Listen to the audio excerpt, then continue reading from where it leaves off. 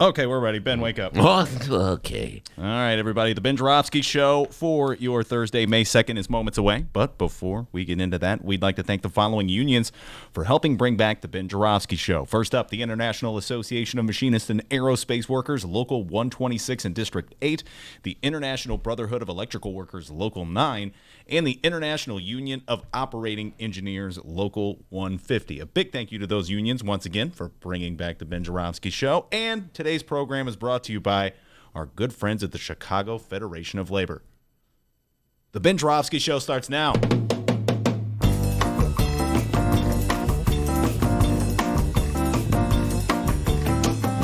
It is Thursday, May 2nd, and live from the Chicago Sun-Times Chicago Reader Studio on Racine Avenue, this is the Ben Joravsky Show.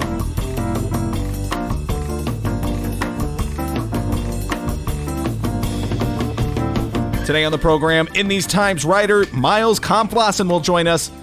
It's the return of Union Man Jeff Johnson, and we welcome to the brand new Ben Joravsky Show our good friend, former host of the Chicago Newsroom, Kenny D. Ken Davis. And now your host, Benny J. Ben Joravsky. Hello, Ben Joravsky here. We're calling this Someone's Got to Pay for It Thursday. And here's why. Uh-oh, everybody. Bad news, people. Over at the Tribune, the editorial page is jumping for joy. Has to do with something called One Center. All right? Now, that's a mega project earmarked for the railroad tracks just west of Soldier Field on the near south side. Okay? Follow me when I tell you, uh-oh, word of warning. Whenever the Tribune editorial board gets excited about a mega project, I get a little nervous. Why? Because generally that means some developers getting ready to ask me and you and all the other suckers in this city and this state now to pay for it. You don't think they're going to pay for it on their own, do you? Come on, people. Come on. All right. Good Lord. Your taxes are going to go up, up, up. All right. Now, the project is the brainchild of a developer named Bob Dunn, who stopped by the Tribune editorial office to tell him all about it because he probably figured out that they would be waving the flag the hardest. D, you notice Dunn didn't stop by our show? That damn Dunn.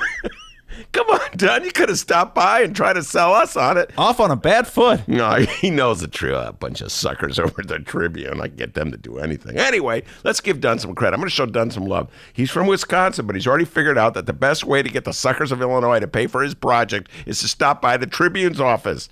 Okay? Because the Tribune editorial board loves paying for mega deals. Somehow or other, they've convinced themselves that when you pay for a mega deal, it's not really paying for it. In other words, if the mega deal raises your taxes to pay for the deal, somehow or other, that's not raising your taxes, even though you're paying more money. Got that, D? Yeah. Your taxes go up, but it's not a tax hike. Okay. Why? Because it's economic development. Got that? All right, don't ask any more questions, all right? Just pay your tax bill.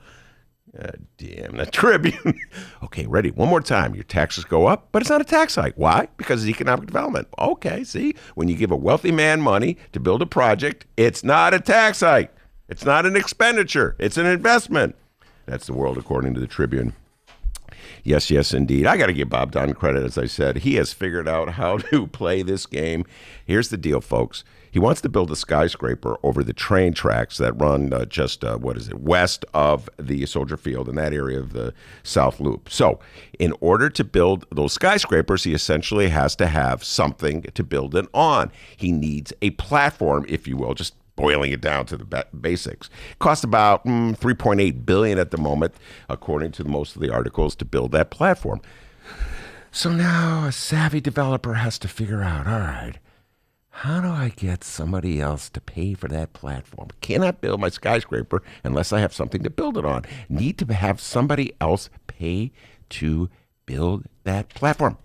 I got it. A transit center. I know. I'll tell the suckers of Chicago this is all about a transit center. And we're going to have, and then I'm going to go into detail. We're going to have the Amtrak trains and the CTA trains and the Metro trains. They'll all merge into this giant transit center. It's what you want, people. A transit center. Isn't that what you want? Sounds pretty awesome. Didn't you wake up this morning saying, you know what I want? A transit center. This morning, every morning. Well, you're going to get it. Yes. Okay. Oh, nice job, Dunn. Well done, Dunn. Well done, Dunn. I got to give him credit, man. Bob Dunn, you're pretty shrewd. One, you figured out the biggest suckers in town are the Tribune's editorial board, so you went straight to them. And two, you figured out that the fastest way to get the public to pay for your project is to convince the public that they're getting something out of your project. I like him. All right, Dunn's a smart guy. Man, he should be running this show. We'd be number one in the ratings. All right, now let me just say this, Dunn, and Tribune and everybody else. May not be a bad idea to have a transit center on the near south side. I didn't wake up thinking this is the number one priority. And when it came to infrastructure in the city of Chicago, there's a lot of bridges that need to be rebuilt. There's a lot of roads that need to be repaved. There's a lot of crumbling buildings throughout the city, public buildings that could be rebuilt. There's other infrastructure needs. But, a transit center may make sense. But let's not lose sight of something, folks, that you'll never get from the Tribune, which is the straight dope, the straight deal on this one. The transit center is really the platform on which this developer is going to build his skyscraper. He's not building this thing because he thinks he really wants to help the city with its transit needs. He's building this thing because he needs a platform on which to rest his skyscraper. All right? Never lose sight of that, people. For once in your life, Chicago and Illinois, don't be dumb. We got a great show today, everybody. Miles Conflassen, speaking of guy who is not dumb, will be in here in the studio from In These Times, talking all the political issues of the day, local and national. Jeff Johnson, Union man Jeff Johnson, pension guru, will be here at 2 o'clock. And Kenny Davis, our good friend. By the way, the show is still on. I call it the Kenny Davis Show. I thought it was. I thought Ken was done with the news. He still has 3 more shows. I think. Okay. I know it's like the show never ends, even though he announces he's leaving, and he never leaves. But he taped a show today. Or was supposed to tape a show anyway.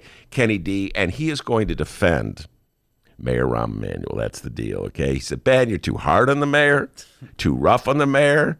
Okay, and he's going to... You're too hard on Ken Davis. Too rough on Ken Davis. I love Kenny D. So Kenny D is going to come in here and he's going to defend Mayor Rahm. What a great mayor Rahm is. And, oh, my God, we're going to be talking local issues, national issues, presidential race. Michael Bennett's in the race. And I'm not talking about the defensive tackle for the Seattle Seahawks, folks. I'm talking about a senator from Colorado. So there's no shortage of issues of which to talk about.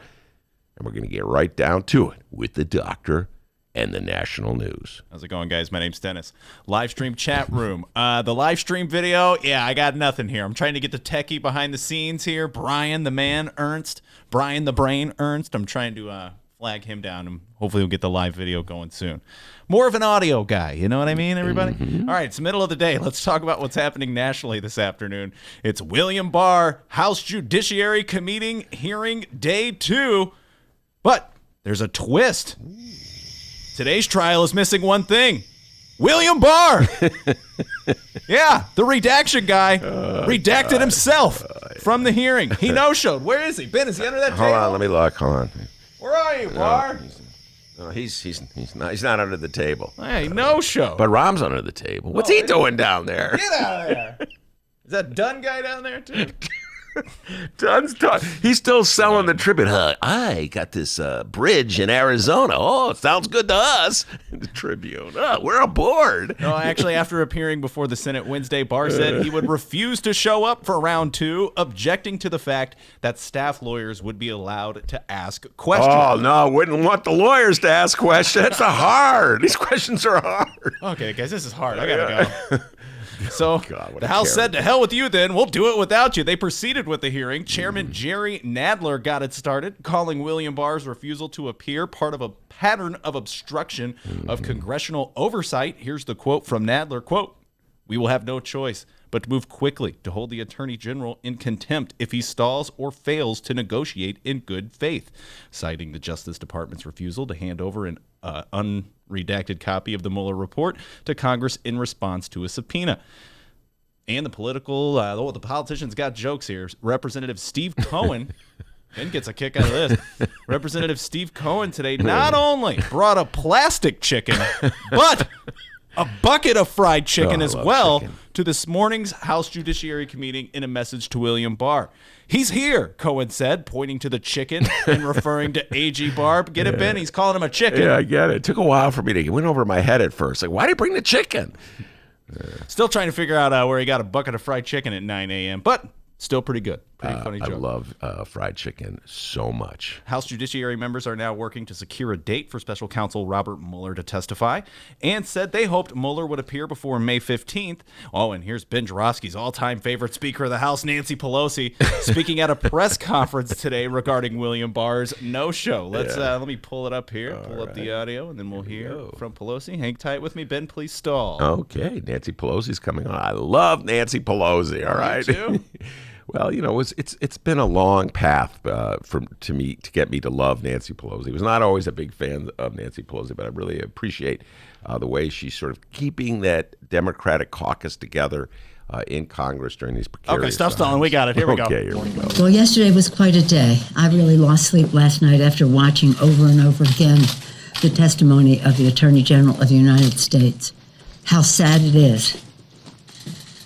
How sad it is for us to see the top law enforcement officer in our country misrepresenting, withholding the truth from the Congress of the United States. I think it's really time that as I watched him and kept thinking, what could possibly be motivating the Attorney General of the United States to disrespect the Constitution of the United States, the separation of powers, the right of Congress to know?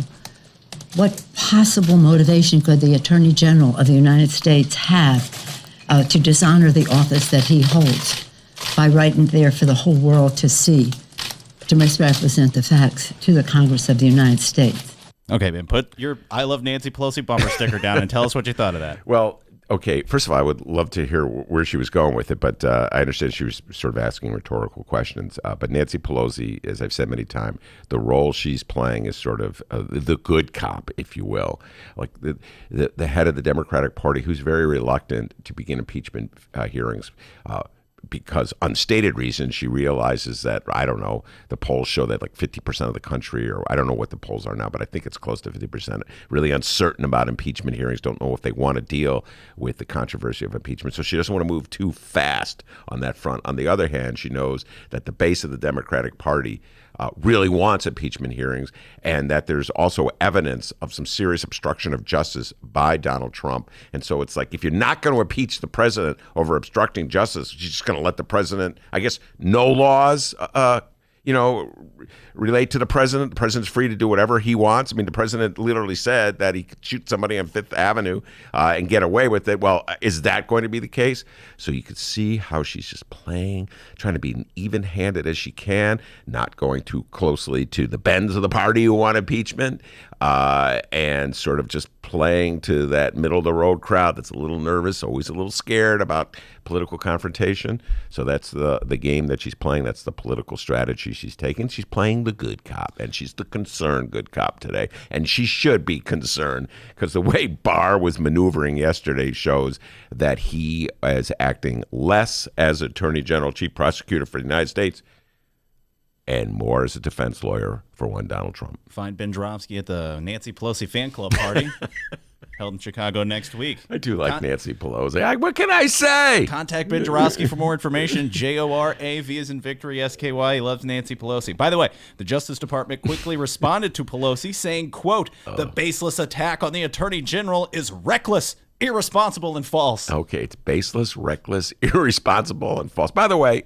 I was making fun of the Chicago Tribune's editorial board, so I must give a shout out to One, Rex Hupke, he wrote a very funny column in today's Tribune. So, you give with one hand, you take with the other. You take with one hand, you give with the other. Rex Hupke's a very funny guy. I'm reluctant to give him too much praise because the Tribune bosses go, oh, Ben likes him? Move him.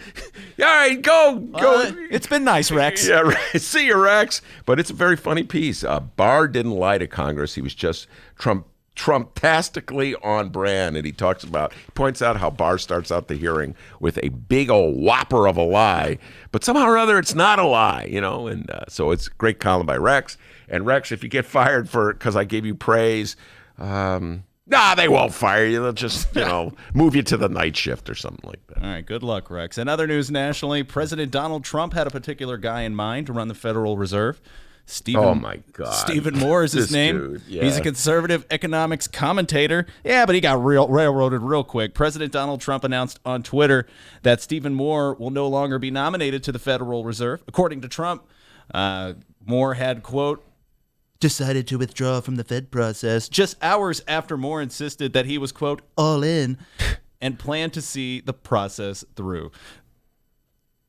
Yes. All right. Stephen Moore is a joke. I don't know, folks, we haven't talked about Stephen Moore in this. He's a commentator who wrote a series of what he thought were, I guess he was trying a comedy, and so the punchline had to do with how he hated women, essentially. I could go back and check out the comedy. He hated women in sports, didn't think they could be referees, didn't like them commentating on sports, et cetera, et cetera. So somehow or other, he thought that was funny. He wrote these things, I forget, about 10 years ago, 8 years ago, and now they're coming back to haunt him as Trump was propping him up to be in the Federal Reserve Board. You also recall Trump, we talked about this earlier, wanted Herman Cain. Remember Herman Cain? Pizza Man. Yeah, Pizza Man Herman Cain, who was the Donald Trump of the 2012 presidential cycle. And just goes to show you how far we've fallen as a country. Herman Cain couldn't get out of Iowa. Donald Trump is now our president. That's how things have changed. But anyway, he wanted, they were both going to be rubber stamps for whatever he wanted to do in terms of Federal Reserve policy, in terms of a larger economic policy in this country, dealing with taxes, dealing with interest rates, et cetera. And so Herman Cain had to withdraw because of records of alleged sexual harassment. And now Stephen Moore has decided, it may be a good idea for the president not to aggravate women any more than he has already aggravated them, because they're just coming to the conclusion, the realization, D, that women get to vote too. All right? So if you have way to come around. A misogynist president, it may be not a good idea to have Stephen Moore on the Federal Reserve Board, who's even more misogynistic than Trump. Well, I don't know. Maybe they're tied. Anyway, so political realities. Hey, look who's suddenly so politically correct. The Republican Party. And finally, make room, scooch over, watch your feet. We have a new 2020 Democratic presidential candidate entering the room. Hands in your pockets, Joe Biden. He's Colorado Senator Michael Bennet. And if that name didn't give it away, yes, he's a white guy. He's the former head of Denver Public Schools, the son of a former ambassador to India, and a Yale Law School graduate who worked in the Clinton administration. Bennett also worked for Republican billionaire Phil Anschutz. Probably said that wrong, when he moved to Colorado in the late 1990s. And yes, just like every other candidate, Bennett announced his candidacy via online video. I have the audio. Here is our newest 2020 Democratic candidate, Joe Biden. Hands, pocket, now. Here's the video from Michael Bennet. There are 7,591 words in the Constitution of the United States.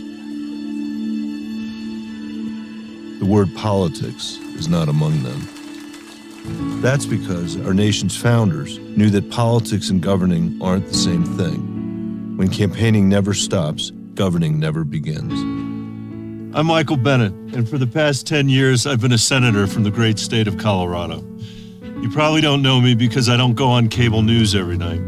I didn't set out to be a politician. My last job was superintendent of the Denver Public Schools. And I didn't go to Washington to get attention. I went to pay attention to what would help the people who sent me there make their lives better. I've spent a lot of time on farms and ranches, town halls and living rooms, listening and learning. So you may not know me, but over the years I've learned a lot about what Americans struggle with. They work hard, but healthcare and prescription drugs keep costing more. For the last 40 years, 90% of Americans haven't received a decent pay raise.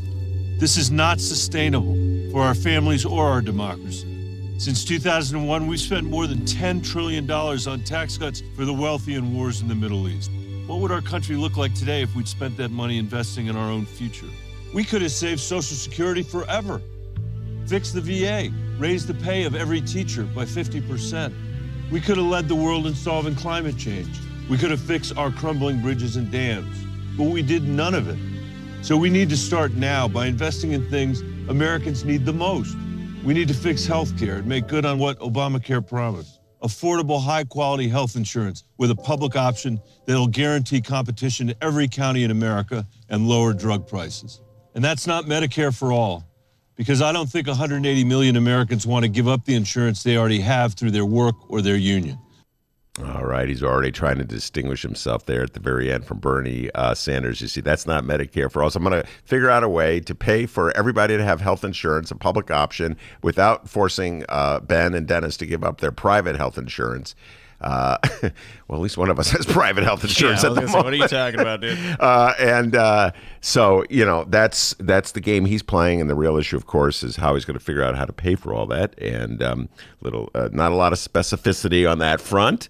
I don't blame him. That politics being politics, if you start talking about tax hikes, and we're going to talk about this in terms of Illinois and the fight going on with the flat tax versus a fair tax here in Illinois. But sooner or later, you have to talk about how you are going to pay for the things that people want. And I will give Elizabeth Warren credit. I will always give Elizabeth Warren credit on this point, D. She is very specific. She wants to raise taxes on the wealthiest people in this country, and she's very specific about how she would do that. Many of the other Democratic candidates are really reluctant to talk about that side of the equation. But I welcome him. There are now, how about 20 candidates? Well, according to Frank, hey, Frank, there's 22 candidates. 20? I got 20, Frank. Frank is smart. He's usually right, and I'm usually wrong. By the way, Frank, I hope to see you next Tuesday at the Hideout. Mick Dumke and I will be doing a Hideout show. Scotty Wagasback will be our guest, and we'll be talking about Maria Hadden, the newly elected alderman of the 49th Ward, Scott Wagasback of the 32nd Ward. We'll be talking about the city council in the age of Mayor-elect Lightfoot. As Rahm leaves. Bye-bye, Rahm. See you, Mayor Rahm. Anyway, just that brief tangent there. Tuesday at the Hideout, 6:30. Anyway, according to my cheat sheet, I think there's 20, but Frank says there's 22. I usually bow to his wisdom. Well, here's how we'll do this. You name the 20, and then Frank will weigh in on Facebook and let you know what 2 you're missing. You want me to do that right now? Right now. All right, here's my cheat sheet. I'm going to count them down. Senator Michael Bennet, 1.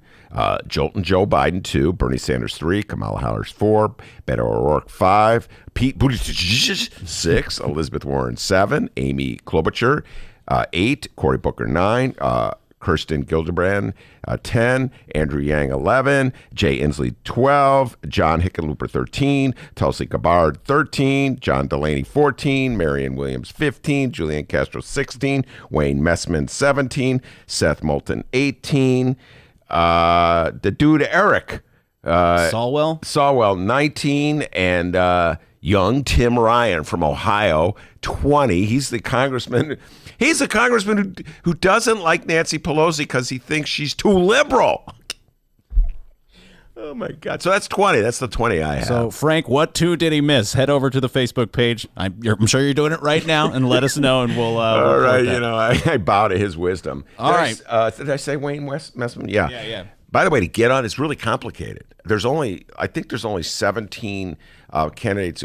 If to be on there's these qualifications that the Democratic Party makes for its candidates to be in a debate. Follow me in this, folks. This is total geekdom. I bet you even Kenny Davis doesn't know this stuff.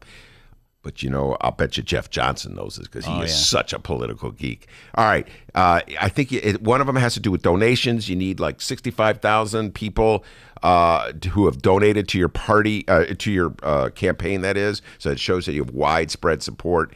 And then you have to register like a 1%. So it's not really a high bar, 1%. D. I think I'm getting 1% in some of these polls in a national poll. And then you get invited to debate. But I think there's 3 candidates who don't qualify, who've not raised the money and not they're not at the polls. So anyway, not that easy to get on that debate. Now, of course, we'll keep you posted on these stories as today's program rolls along. We'll keep you posted on those other 2 candidates we're missing from Frank as well. Well, we're moving on. Benny J, you ready to find out what's going on in Chicago and or Illinois this afternoon? Yes, sir. I was born ready. I love that answer. Fantastic answer. And we're just going to get right into it. We're about to find out what's going on locally. It's time for What Else is News. The state Senate approved a change to the Illinois Constitution. Will it pass the House? More on that in moments. But first, Ben, you were riffing on it earlier. Is there anything else you'd like to add on to the one central site near Soldier Field before we move on? Or as you like to call it, Lincoln Yards on steroids? Yes. All right. We'll be talking about, I know I'm going to raise this with young Kenneth Davis because something you should know about Kenny D. Kenny D is, we don't see eye to eye and everything, and particularly anything that has to do with transportation, he loves. So I'm sure he'll be endorsing and waving the flag for this one. Again, this is the huge mega project that is earmarked for the South Loop, right around just west of Soldier Field, on over the train tracks. And in order to construct the skyscrapers, the developer needs a platform. And to get the public to pay for the platform, he says, hey, it's going to be a transit center. And so that was enough to convince the Tribune. Yay! Anyway. It's working on me. I have to say this. Here's Love transit. Developers are clever, all right? So after 20 years of fighting, people like myself have convinced the people of the city of Chicago that the combination of letters that equal TIF is BAD. Bad, okay? They may not know anything else except I don't like TIFs. And so as a result, the first thing they're saying is like, this is not a TIF-funded deal. This is not a TIF-funded. Maybe that'll get that Ben guy to shut up. This is not a TIF-funded deal. Folks, if it's not, that's great that it's not a TIF-funded deal. It's still public money. You know, there's other public money other than TIF deals. I'll explain more of this later, folks. But I love it. The first thing, it's not a TIF-funded deal. Everybody falls asleep. Oh, well, it's not. Hey, Ben can't complain about it. It's not a TIF-funded deal. Anyway, good luck on getting this guy to shut up, by the way. Oh, man. Don, you got to give Don credit. 2 things. 1, went to the Tribune board. Oh, they're all aboard already. And 2, not a TIF-funded deal. Oh, my God, Ben, you'd be so proud of me. I fixed the live stream. Wave high. Hey, everybody, we're back up on the video. How's it going? I'll tell you what, man. I did it all by myself. Yeah, he went to radio school. Did you know that, people? He went to radio school. Not video school, but I figured it out. All right. Our Illinois Governor, J.B. Pritzker and company have put the plan in motion. The state Senate approved a change to the Illinois Constitution on Wednesday that would replace the state's flat income tax structure with a graduated tax after the year 2020. The governor's plan passed the chamber on a 40-19 party line vote. So hurdle number 1 has been jumped. But now comes hurdle number 2. And boy, it's a doozy, getting the graduated tax plan passed through the House. House Democratic leader Greg Harris of Chicago said the concept of a graduated tax has broad support among his caucus. But before the House votes, Democratic leaders need to, quote, carefully analyze the Senate's changes to Pritzker's original proposal. We need to review them, Harris said. It's very complicated legislation. It has a lot of moving parts. Okay, time out. There are so many people who've just entered the studio that I'd expect to see. Mick Dumke has entered the studio. Totally surprised to see him at this hour. Jeff Johnson has entered the studio. Not that surprised to see him. Gentlemen, meet each other. Mick Dumke, Jeff Johnson. And now Miles has entered. Right. We have enough people to play cards. I mean, anyway, I love it when guests come early, even when they're unexpected. All right, but back to your question. We have a long way to go with many hurdles. By the way, there's many experts, not the least of which is Jeff Johnson. So we're going to get him to talk about this when he comes on the show. But there are many hurdles to clear before the progressive income tax is a reality in the state of Illinois. So we are far away from it. The big fight will be the next big fight, and the big legislative fight will be in the House. I'm not sure they have the votes to pass. I'll be really curious to see what Miles and Jeff Johnson have to say about that. And then if it does get through the House, there's a statewide referendum. It needs 60% of the vote, correct, Jeff? 60% of the vote is no joke, particularly when you consider the forces that the Republican Party will put up against it. So this is not a done deal by any chance. Now, of course, our Illinois friends of the far right-wing persuasion are calling this graduated income tax a Pritzker bait-and-switch scheme. And Senate Republican leader Bill Brady of Bloomington said the current flat tax system protects taxpayers because lawmakers are reluctant to raise taxes on everyone, and that a graduated tax amendment will be defeated by voters. Here's the quote from Brady, quote, "We believe our current Constitution, crafted by the 1970 Constitutional Convention, wisely decided that Illinois taxpayers need protections against politicians. The fact that our Constitution currently calls for a flat tax has given various protections to those individuals and protected, we believe, the middle class." So, Ben, the question, weigh in on the Bill Brady, but also give me a percentage here. What are the chances the graduated income tax plan gets passed in the House? I'm going to duck and dodge in this one, all right? I'm going to duck and dodge. Well, he's an honest man. I don't know. I mean, this is what I was going to ask Jeff Johnson. He's the guy who knows these things, and Mick Dumke knows this stuff too, and Miles as well. Madigan has generally protected his caucus members for having to take votes that would be unpopular in their districts. He's different than Rahm in that respect. Rahm doesn't care. He just wants them to do what he says, and he doesn't care if they lose. But Madigan, he's always protecting his caucus members. So will he round up, 71 votes? The 71 votes, because you're not going to get any Republicans. Jeff Johnson's nodding his head. He knows. You're not going to get any Republicans to go aboard this. Will Madigan twist enough Democratic arms to get that 71? I just do not know the answer. I'm not ready to put money down in Vegas this one, D. All right. That's a duck and a dodge, I realize, but that's what I'm doing. Our hosts, ladies and gentlemen, Ducker and Dodger. No. Good. Well, of course, we'll keep you posted on that. And also, just like that, you're now in the know of what's going on in Chicago and Illinois. And now you will have an answer the next time someone asks you, hey, what else is news? All right. Very good. I want to tell you something that Robert Dunn, the developer who wants to build One Central, yeah, cool. John Dunn, the poet, one of your favorite poets, and Billy Dunn, a kid I went to high school with, they all agree. You did a great job. Give yourself a raise. Take it out of petty cash. I'm going to figure out who our next guest is, and we'll be right back. It's Chicagoland's adult entertainment playground. It's the world-famous Admiral Theater, 3940 West Lawrence Avenue. The Admiral is homegrown from Chicago, and it's the most conveniently located club in all of the city. 15 minutes from the O'Hare Airport in downtown Chicago Loop. Voted Chicago's best strip club, the Admiral has showgirls galore and a variety of adult entertainment shows. The world-famous Admiral Theater, open every day from 7 p.m. to 6 a.m. 3940 West Lawrence Avenue. For events, showtime, and other information, visit AdmiralX.com. Must be 18 years of age or older to enter.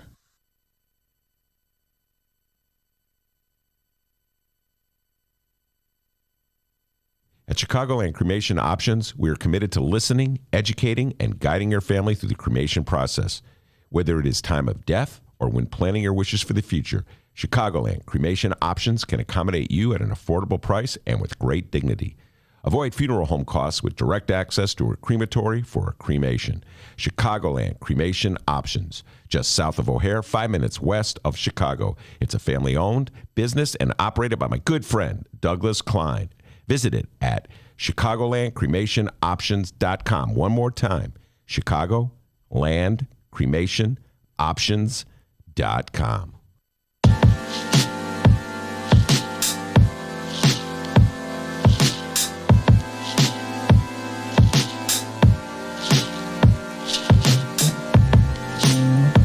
Commercial break over. Welcome back to the Ben Joravsky Show.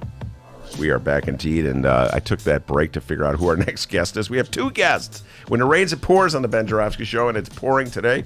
Miles Kampf-Lasson from In These Times, political reporter extraordinaire, and then man, the myth, the legend, my partner in crime from First Tuesday. Yes, Mick Dumke is in the studio. I was very surprised to see, but pleasantly surprised. Always good to see Mick. I'm lucky when I get anywhere on time, and this time I show up 2 hours early. It's all good. It's all good. All right. We'll save it up for the next time when I'm 2 hours late. Yeah, it's not like that. It's not like the Cubs can score 12 runs in a game and then put it in a bank, Mick. You know what I mean? It doesn't work that way like they did last. Then they scored 11 last night. Should have been a 1-0 game. You put 10 runs in a bank, and then it doesn't work that way. If only. All right, before we get into all the issues of the day, let's promote the heck out of First Tuesday. It is coming up. I talked about it a little bit already, but why don't you tell folks again?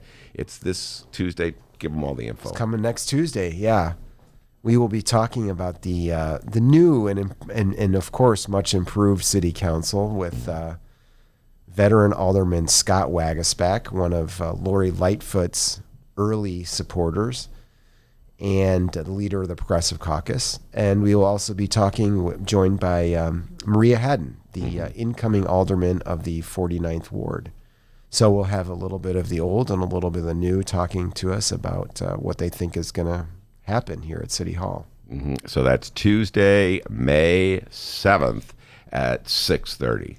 6:30. Feel free to come 2 hours early, everybody. You can join Mick at the bar. All right.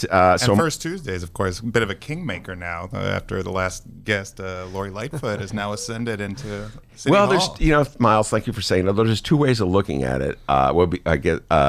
We had our October guest was Toni Preckwinkle, and we really didn't elevate her to anything. We did not.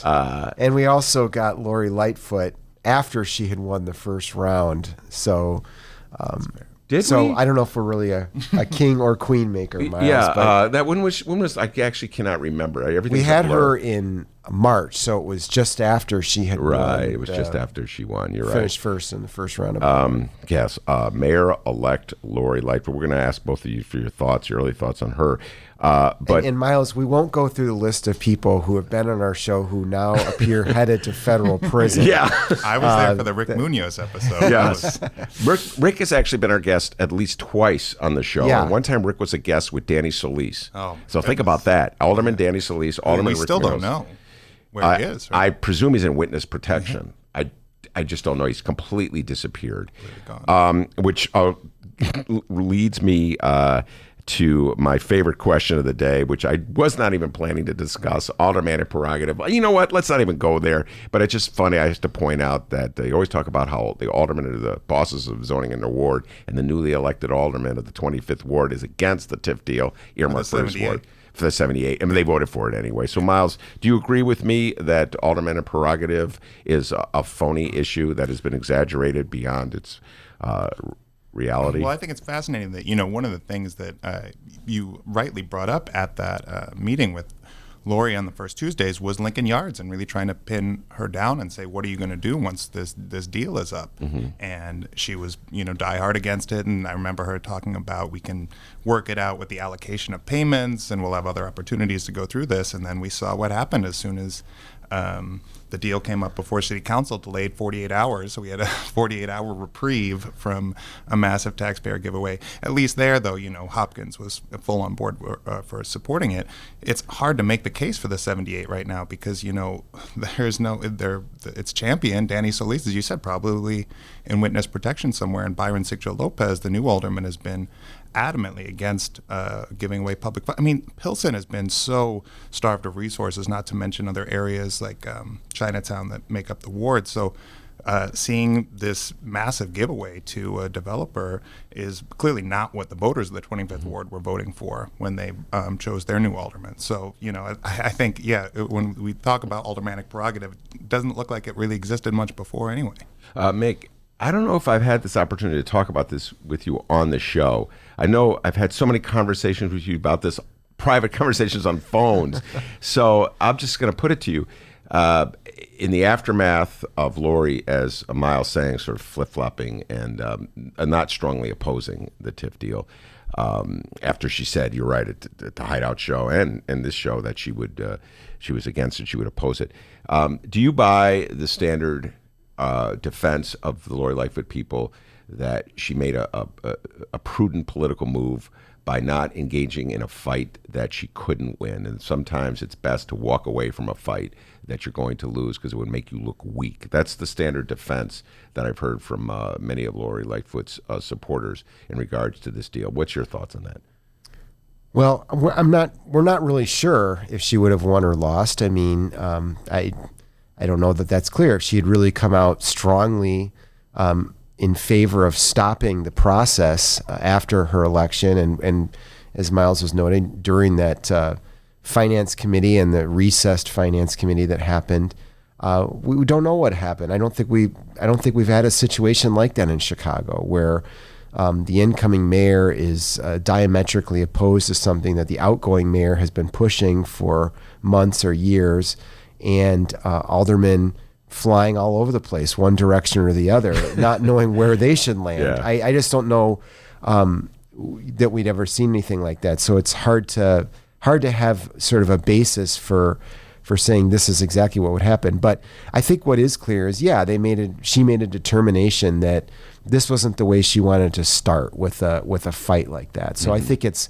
less about whether you would have won or lost than even if you had won, who do you have in your corner when you're trying to find your way around City Hall. I mean, we don't know that she knows what she's doing yet. I'm pretty sure she doesn't. So I think that what would have been prudent is for her to be probably a little more careful about promising what she would or could do before she got in there. And yeah, you're right, Miles. We tried to pin her down. Everybody else tried to pin her down. What she actually said on our show that I remember was, until the last check is cut, that she would do what she can to make sure we get a better deal. So I guess if we're really splicing and dicing her words, then the last check has not been cut. I don't think a single check has been cut. So if she gets into office, that should mean that everybody should keep up the pressure. Yeah. That's true, but I would just say that, while it could have been a massive fight, the simplest thing would just be saying, hey, let's do this after we have a new city council and a new mayor in office. Let's not bring this up to a vote until we have the new elected representatives weigh in on it. And that, we don't know which way it would have gone. And at that point, it wouldn't be necessarily all on Mayor Lightfoot to determine, but she could at least have some cover then, let's say, if she wanted to extract more, because she did claim a win over, minority hiring and some other areas where she said that the Sterling Bay moved a little bit. But just pushing it off, which is what even Rahm kind of offered, right? When he said, we'll let the new mayor-elect have her say on this. I think that would have been at least following through more to what she had promised before the election. Well, I'm going to claim victory of something which it's almost ironic, and I'm laughing at myself for claiming victory, and I hope Jeff Johnson's listening to this one. He'll get a kick out of this. The issue at play in Lincoln Yards and 78 was the TIF funding. And the public in the city of Chicago may not know the ins and the outs of TIFs, but they have a general notion that somehow or other it's bad. And I think that is... That was because of you. Yeah. So they go, TIF equal BAD. All right, so that's basically it. So now, when old boy's coming out with this big plan on the near south side, the first thing they say is, no TIF funding. People don't even know what, no TIF funding. All right, Ben, shut up about it. All right, ready? Now, it's a public, they're asking for public money, Miles and Mick. They're asking for public money, but it's like, well, it's not TIF, so just keep walking by. You don't have to ask any questions. We'll call it something else. So do you think it's a victory, Mick? Yeah, the narrative has changed. Yeah, you have helped shape the narrative around TIFs. But on the other hand, they still got it through. So it's a bad thing. It's harder work to get it past the city council, but it's still got to pass the city council. And we should say this, the Lincoln Yards is the biggest TIF ever. So, this is... Yeah, exactly. Hardly a victory. I say this about Jeff Johnson because he's Mr. Pensions, and he's got to figure out a way to finance the city's pension obligations. And, of course, TIF dollars are property tax dollars, and generally the prime financer of our pensions are property tax dollars. So if you're spending the money on Lincoln Yards or you're spending money on 78, there's less money for your pension obligations. All right. The issue on your mind, Miles, these days has to do with charter school strikes and unionization of charter schools. What's the latest on that? Well, it's pretty incredible what we've just seen in the past few days. This is now the third charter strike in history in the United States that is happening right now. There's teachers walking out across the city. Late last night, one of the schools did settle that had done a picket yesterday, the Chicago Institute of the Arts, is it? Over on near California and Augusta. They got a fair contract, but this has been an incredible news event, I think. We've seen this wave of teacher strikes across the country, from West Virginia to Kentucky and Los Angeles and Oakland. This is really the story of the labor movement in the past few decades, has been this wave of teacher strikes, because there's this militancy even amongst unorganized teachers where there weren't strong unions. Some of these were wildcat strikes. Here, what we've seen is the Chicago Teachers Union strategically try to build their membership by growing their ranks through getting charter school teachers represented. And what they're saying is, we want to see these teachers have the same rights and the same protections as we have. And so, it's not as if they're asking for, pie in the sky ideas. They're saying, hey, we want to be compensated the same way CPS teachers are. And often these teachers are making, 30% less than CPS teachers, the ones at the charter schools. And that's part of the reason for the massive turnover we see at those schools. So that's been pretty incredible to see. Mick, we've seen a great movement in this. When back, I think it was 7 years ago that we write a story together. We were I can't remember, it was so many years ago. Talk about that. We're trying to force charter schools to abide by the same public information laws in terms of how much they pay their teachers, what their budgets were. And just talk about that. Danny Solis was in the middle of that, as I recall, wasn't he? Or no, it was Juan Rangel. It was Juan Rangel, yeah. You're mixing up your former directors of UNO. Yeah. I mean, it wasn't that long ago, but just a few years ago, like you said, 2011, 2012, we embarked on this mission to basically all we did was send FOIA requests to all the charter school operators in Chicago and ask them for, I think it was just very simple information, like their copy of their payroll and their budgets. Mm-hmm. And we got just a wide range of responses. Some people actually did comply with our requests, but a lot of others, including at that time UNO, basically said, no, we're not subject to the State Freedom of Information Act, which of course they were. And so, we went. And some great things were happening with their finances as well. Yeah, exactly. Exactly. I mean, so it's just a tip of the iceberg kind of thing. But at this point in time, as Miles was just noting, the world has really changed on charter schools, the way they're viewed, the way their employees are responding to the terms of their employment.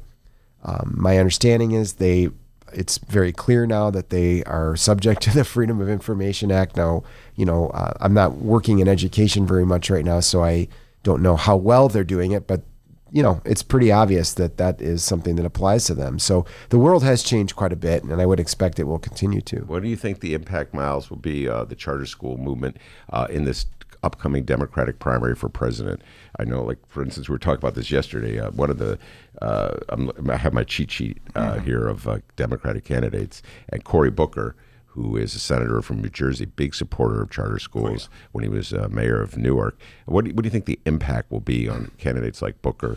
Well, he's already changed his tune a little bit. He's talking, in support of everybody wants to be seen as the working man's champion, I'd say, in the Democratic primary, because that's the mold that has kind of been set, is who's going to stand up for the people that have been left behind in Trump's America. And those largely have been, working class and poor people, including teachers, including nurses, including the type of workers in today's economy that are not benefiting from massive corporate giveaways, which has been what we've seen under President Trump. What I do think is that these teacher strikes have changed the narrative in a way, because they've put the role of workers determining their own them having a say on the job in a way that was not on the table before. And I think the issue with charter schools, I mean, there are nonprofit charter operators, of course, but by and large, charters exist to make a profit, which is a very different vision of public education than what we've seen traditionally in America. That these schools, and that's one of the reasons I think that they're a little bit more shady about their finances, is because if you look at them, you'll see these massive executive compensation packages that just don't exist in the public sphere, because they're able to do that. Also, the contracts that they set up, a lot of that is very cloaked information, and it's for a reason. And so that's one of the reasons that these charter teachers are demanding some more transparency, because they want to have a say over where the money is going in their schools. They also, in Chicago, they want to pay into the Chicago Teachers Pension Fund. They don't want their money just to go to Social Security, because they want to have some stability, which is what is promised. So on the national level, I think we're going to see more and more candidates try to line themselves up with the activists in these, whether it's charter teachers or whether it's public school teachers across the country. Mick, and this is a perfect transition to the Joe Biden candidacy. We've been talking about that a lot here on the show. I don't think I've talked to you about Joe Biden, but Joe Biden and Barack Obama were big supporters of charter schools from about 2008 to 2012 or so. Strong support from the Obama administration for charter schools. Do you think in general Joe Biden allowed himself to drift too far to the right from the Democratic base? Well, it depends on which point in Joe Biden's career you're pointing to. I mean, I think the problem is simply someone who's been around so long has been not only has stated positions on a whole range of issues, but oftentimes has changed his positions over the years. I mean, he was in the Senate for 28 years, vice president for 2 terms, and now wants to run for president for the 3rd time. So, Biden has been out there a lot. So there's a lot of material on Biden. Yeah. And what I hear from people, I don't know about the 2 of you, but a lot of people say, I've always liked Joe, and people feel like they know him, even though he's a political figure. I always liked Joe, but he's been around too long. So I just think a lot of the positions he's taken at various points in his career haven't aged well.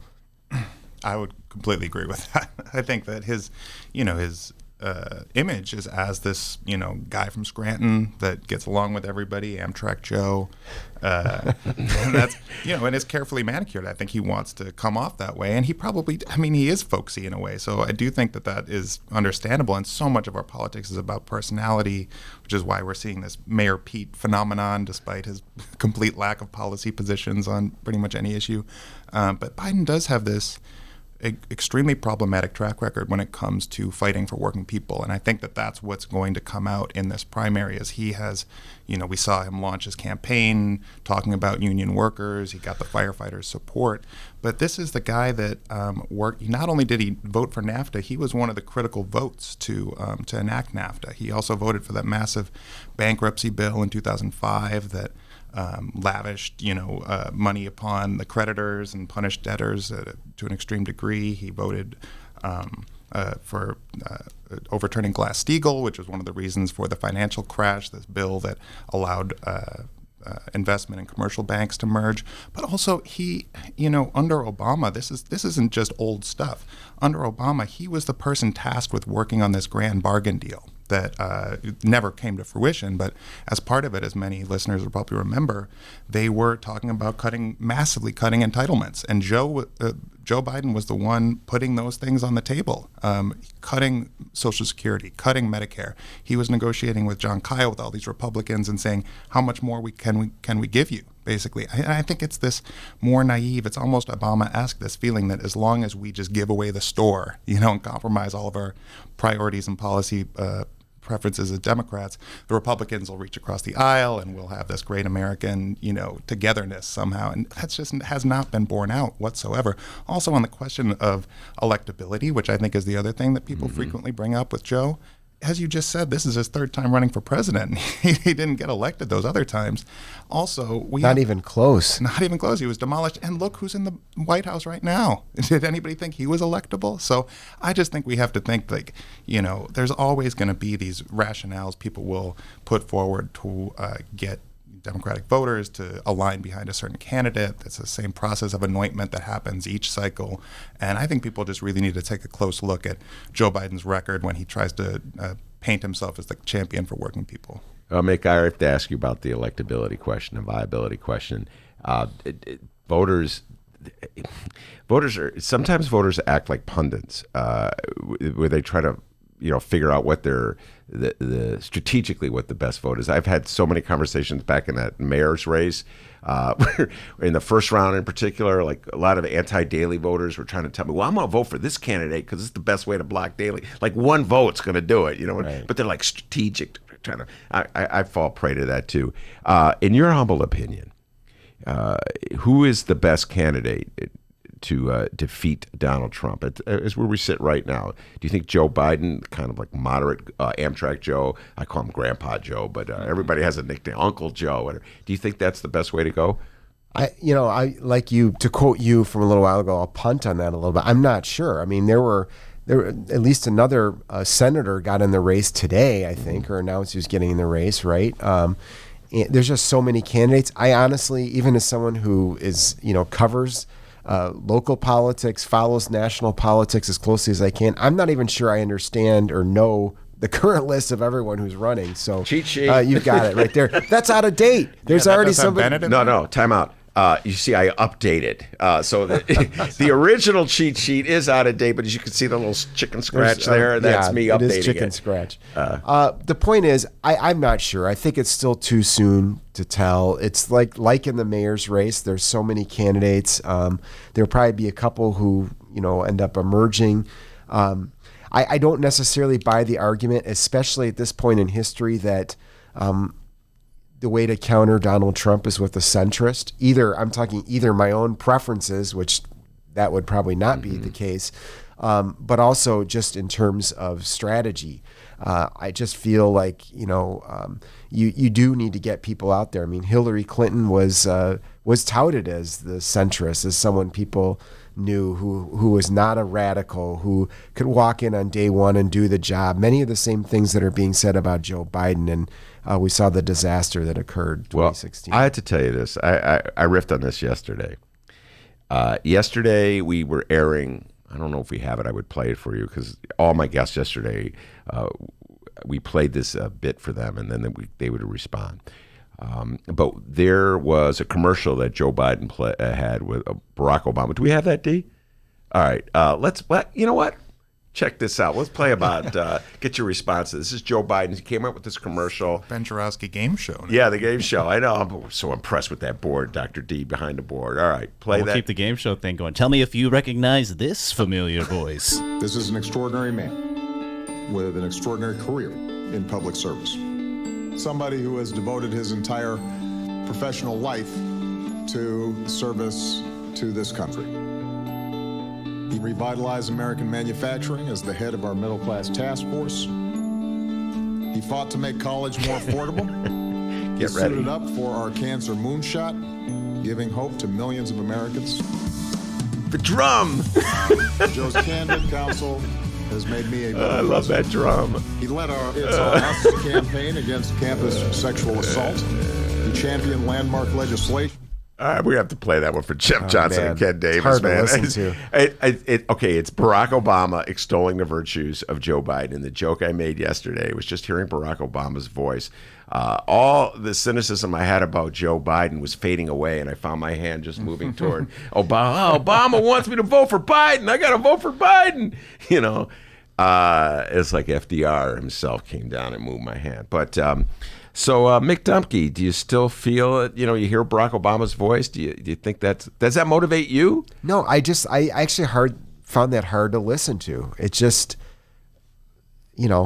it's just I'm not ready for another round of Drek. No matter what the source. That drum, the beautiful drum coming also in. those swelling major chord arpeggios at the beginning that just bring you in. It's rough. I mean, doesn't that it just seems like we've undergone this real national trauma, I'd say, under Donald Trump, and it happened after the presidency of Obama, and so it just feels to me, and maybe it's my generation or what have you, but you can't go back. At this point, we can't go back to that, and trying to recapture what was there back in 2008 and 2012, it just doesn't ring the same way. I think, if anything, Obama's the radio ads for Rahm back in 2015 were more effective than these are going to be. It just seems so phony, doesn't it? Yeah. It just doesn't. There's something dramatically has changed, and I played this commercial Yesterday, I think I had Monroe Anderson in the studio, Atiba Buchanan, who's a millennial, and Jeanette Taylor, who's the newly elected alderwoman of the 20th Ward. She's incredible.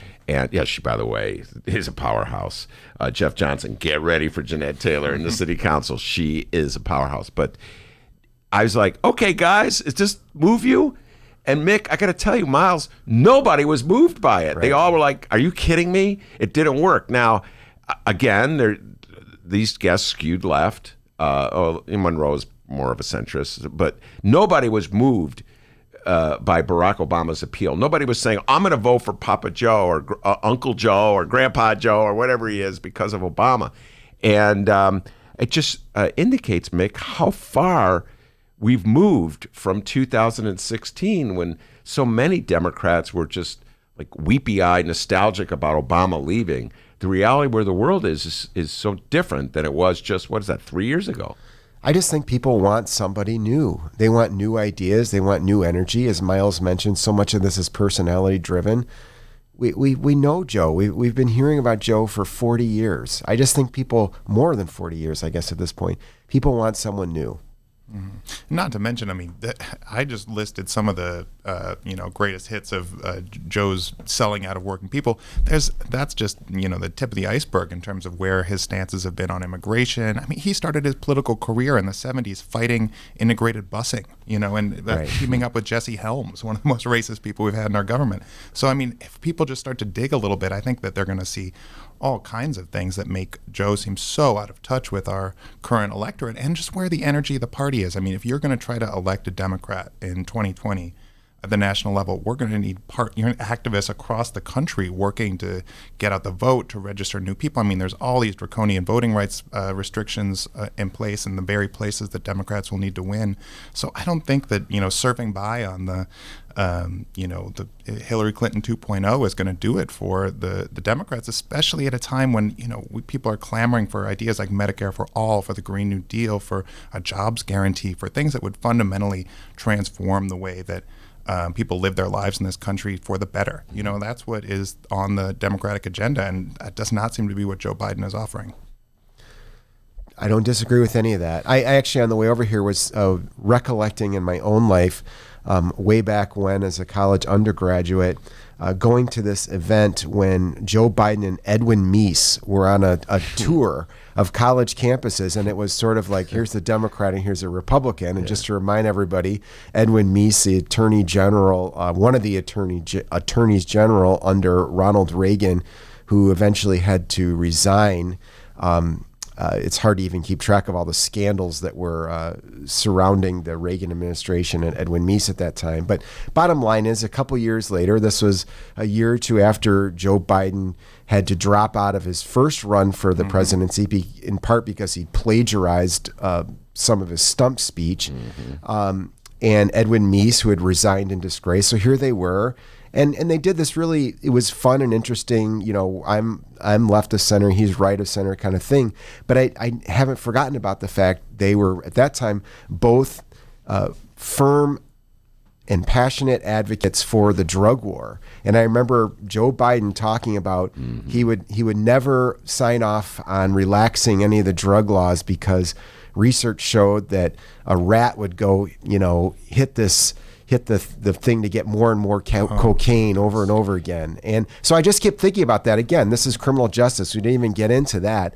Just scratching the surface, but just it hasn't aged well. No, I got to tell you, just listening to you guys and thinking about where the Democrats were in 2012 on the charter schools we talked about, drugs, reefer. It's the party has moved so far to the left, I guess, for lack of a better term, that it is going to be very difficult for Joe Biden to try to, deal with the contradictions. But yes, I know he was fighting. He was fighting to eliminate parole. He was fighting for civil asset forfeiture. He was fighting for massive public funds to go into the jails that are now the reason for this mass incarceration crisis in the country. And just like you said about the reefer, I mean, I think we're going to get legal weed in Illinois. It sounds very soon if this 300-page report they're going to put out is actually the real deal.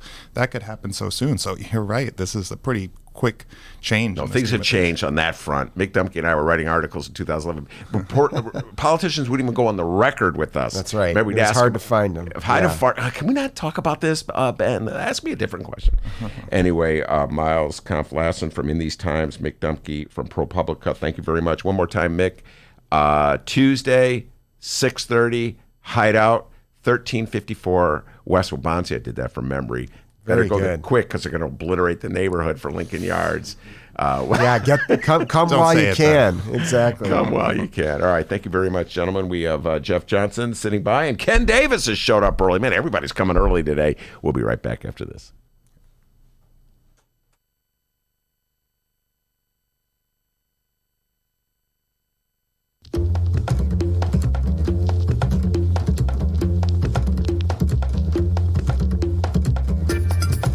Hey there, producer Dennis here. Thanks for finding and listening to the brand new Ben Joravsky Show. All right, so here's how this works. The Ben Joravsky Show live streams on the Chicago Sun-Times YouTube channel Tuesday through Friday, 1 until 3 p.m. Once the show is over, you can listen to the replay on our YouTube channel, or we throw it online for you to download by 4 p.m. Where can you download the Ben Joravsky Show, you may be asking yourself? Well, you may be asking yourself a fantastic question. You can find previous Ben Joravsky shows and guest interviews through several outlets. The Chicago Sun-Times Online, chicago.suntimes.com, the Chicago Reader Online, chicagoreader.com, and wherever else you listen to your favorite podcasts. Apple Podcasts, Google Play, pick one. Just search for The Ben Joravsky Show. Jora, V as in victory, SKY.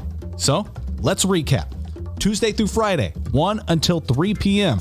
Live streamed on the Chicago Sun-Times YouTube channel and downloadable by 4 at chicago.suntimes.com, chicagoreader.com, and wherever else you listen to your favorite podcast. Yes, the Ben Joravsky Show is back. We're live and downloaded. Tell your friends and enjoy the rest of the show.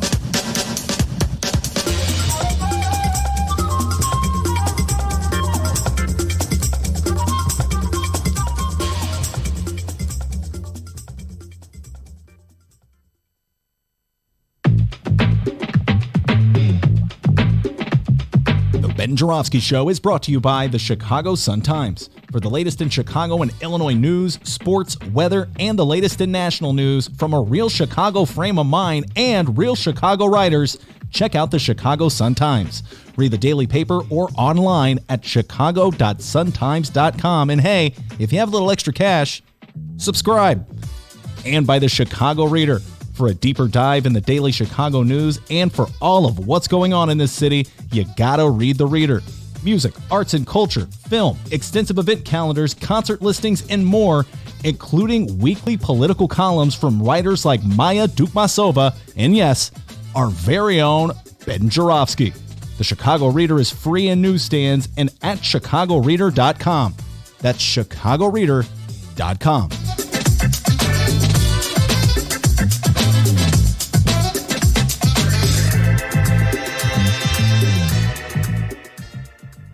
All right, everybody. Hour number 2 of your Ben Joravsky Show for Thursday, May 2nd is moments away.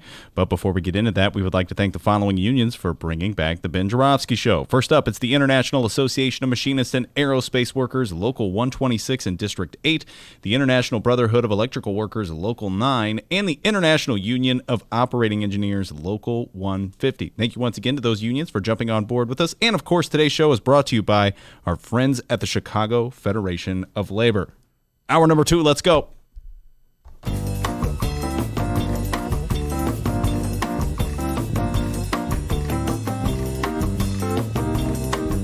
It is Thursday, May 2nd, and live from the Chicago Sun-Times Chicago Reader Studio on Racine Avenue, this is the Ben Joravsky Show.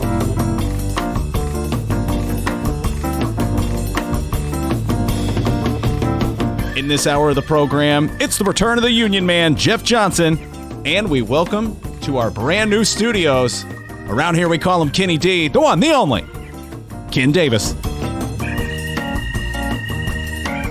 And now your host, and around here we just call him Ben, Chicago Reader columnist, Ben Joravsky. Yes, indeed. Jeff Johnson is sitting here. Ken Davis is here. I love it when guests come early. And Jeff, came with gifts. Swag, baby. Swag, baby. We have a camera now, so look good. Yeah, wave at the camera, everybody.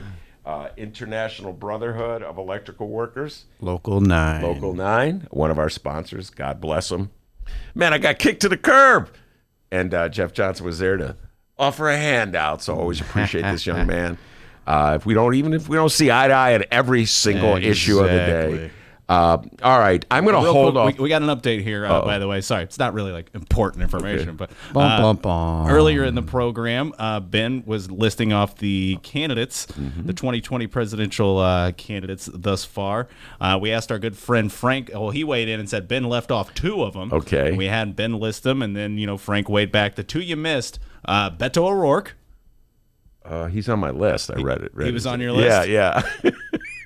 And Amy Klobuchar. She was on my list too. I just Frank, what the hell, man? Come on, Frank. I got my cheat sheet right here, okay? But the one thing I think people are overlooking here are there are on the federal election site 711 declared candidates for president.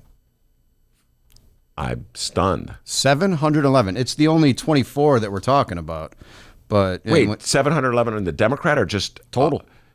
So that means people who are running as independents, everything on the Ken Davis party, that kind of thing. Candidates for on the Federal Elections Commission site. 711 total have filed, have declared. All right. Well, I'm just kidding. 711 is hard for me.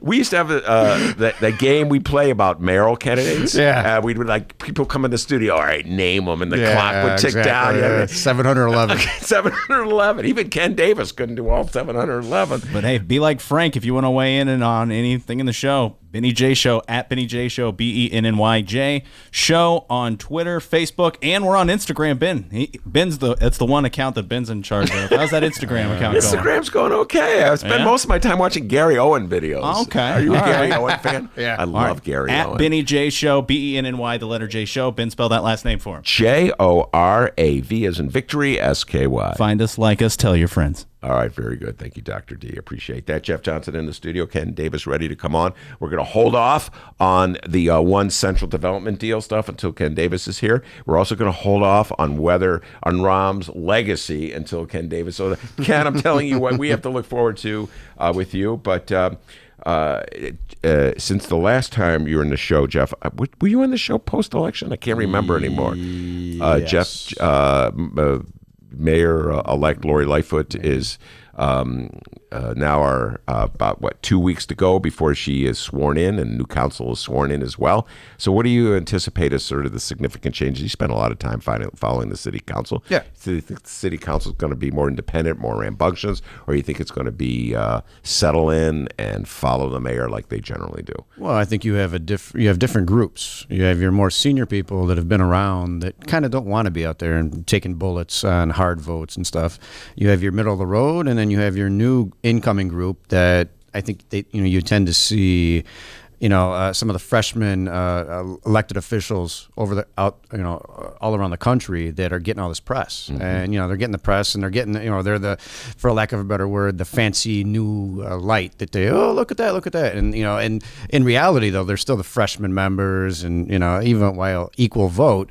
I think you're going to have some of the newer ones tend to be a little more outspoken coming in, and it has a potential to be a problem. But if they can find the things that they agree on, the key items, hit the mutual agreements first, the arguments will come. We all know those are going to come pretty easy, pretty quick too. But bring everybody together, and that's where I think the new incoming administration under Ms. Lightfoot can, has her work cut out for them, but can find the mutual agreements first, and then the fights are going to come. Well, a big fight will be over money. The big fight will be over raising money, trying to figure out to pay obligations. So, just what do you anticipate in terms of the ideas that Lightfoot will have to raise money to pay for? Well, one, she's going to have a very short honeymoon. I think. There was a lot of people that they didn't like Preckwinkle because she's going to raise my taxes. Mm-hmm. Well, what about the other one? Well, she's going to raise revenue. Preckwinkle's going to raise taxes. Okay, hold on. And she's in for a very short honeymoon. When you figure sworn in May 20th, start doing your first budget August, and you're going to have to come up with anywhere from $500 to $600 million next budget. And yeah, good luck. Wait, how much did you say? 500 to 600. You got to figure that with Police and fire pension funds are going to actual or determined contributions. So that's about $295 million. There's a budget deficit of $250 million, which, taken in the last 20 years, how we've dealt with that, whatever. You just sort of kicked that one down. Shell game. Yeah, look what I found. They found all this money over here.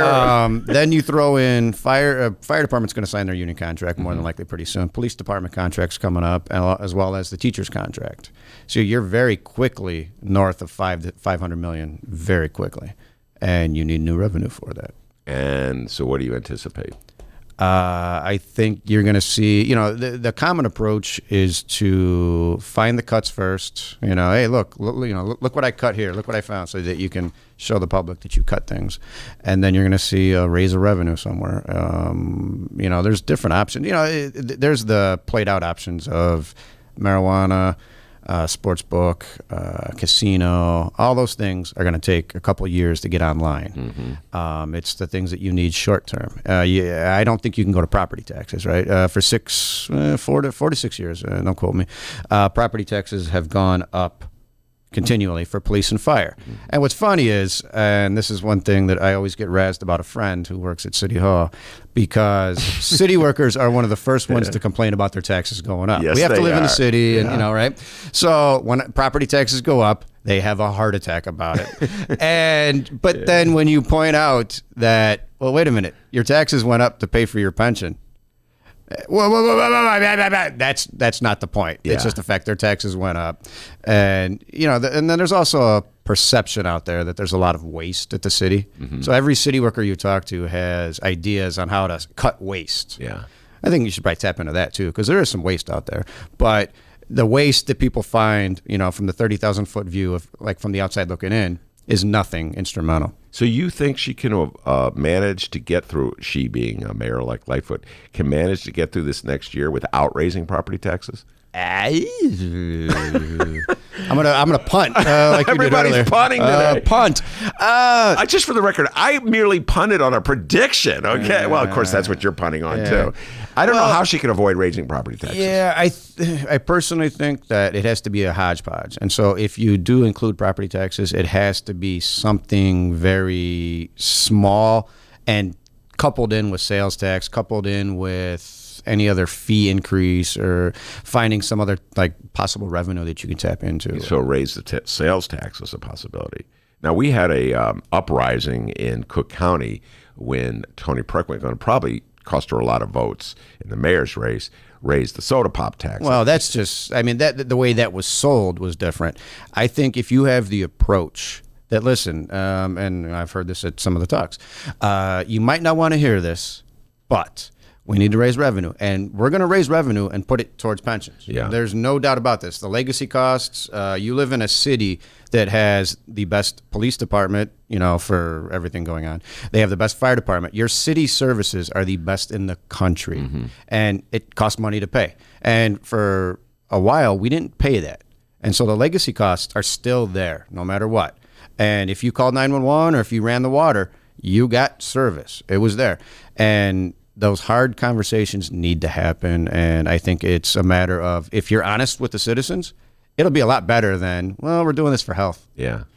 So I think there's an avenue there to increase revenue and go that route. Honest with the citizens. That would be unique for a mayor in the city of Chicago. Yeah. Honest with the citizens. All right, you talk about raising taxes as opposed to raising revenue. Explain that. There's a distinction. It sounds like a clever little word game there, but it is, but it isn't, right? It wasn't something that was trying to pull the wool over. It was just different wording, right? And Miss Preckwinkle got labeled as a tax and spend, and it was the sugar tax that killed her. And a lot of it was, I think, how they rolled that out, right? In hindsight, of course, we'd all be perfect, but the way it was rolled out and the way it was sold as. And, we need to raise revenue. Revenue just sounds better than taxes, right? Those certain words we could say that, it just sounds better, Everybody knows what a tax is. I'm not sure everybody knows what revenue is. And so I think that there was, it was the campaign and the way it was kind of sold, and it stuck. I had people telling me, Tony's going to raise my taxes. And I've heard this. Tony's going to raise my taxes, but she's going to raise revenue. So I'm going to go with her. Yeah. Well, what I heard, I may have told you this before. I live in the 47th Ward on the north side of Chicago. Fighting 47. It used to be the Fighting 47. It hasn't been fighting. It's Ed Kelly days. But anyway, I'm in the 47th Ward. In 2015, a precinct captain, a couple of precinct captains came to my door on behalf of Rahm Emanuel. They picked the wrong door to come to. Anyway. Come on in, sir. Didn't work out well, Jeff. Why is he locking the doors? Yeah, no, it ended up with me telling them if they didn't get off the porch, I was going to call the police. It was downhill. It was not a great moment of communication for either me or Rahm's precinct captains. But the key point that got us going was the pitch they were making was that it was not one of my finest moments, Ken Davis. Anyway, the pitch they made to try to win me over, follow me on this one, is that Chuy Garcia, Jesus Garcia was running against Rahm, was going to raise my property taxes and give it to the unions. That's what Rahm's people were telling me in 2015, which point I said, which unions? Okay, because he'd already cut the deal Rahm had with the police and the firefighters to buy labor peace on that front. So it was clear to me that they were trying to play into prejudice I might have against certain unions. So do you think we've advanced as a civilization from that moment in 2015 where you can get voters fired up against a property tax hike on the notion that it would go to selfish union people? Yeah, well, I think the general public knows pensions are a problem, or thinks pensions are a problem, just because of what they see on a continual basis, and I think it's starting to get to the point where they're tuning it out. Pensions, pensions. That's what, oddly enough, though, during the last campaign, it wasn't talked about much, but it's still. In the last mayoral campaign, yeah. And so I think that there is some latitude there where you can find, hey, like I said, being honest with it. And another thing, too, is if you come in and open the books for City Hall, there you go. This is what the numbers are, right? TIFs over here, general income over here, or general revenue here, water, sewer, all these other things, and say, listen, this is the money in, this is the money out, this is where the money's going. And, the reality of it is there isn't much to play with, all in all. So when if you're more transparent and there's ways to open it for the public, I think that you can win it over. And it's going to take a campaign. And, the political side of it, she's in her first term, first year. And there's some people that say that, well, does she have the capital to do it? Or now it's the best time to do it because then you got another 3 years left before a re-election. Well, one of the realities is that back 2011 or 12 when Rahm came into office, he was playing with the notion that he could force cuts on pensioners, and he lost a lawsuit. There was a lawsuit that went all the way to the state Supreme Court, I want to say, Jeff. My name was on that lawsuit, too. Is that right?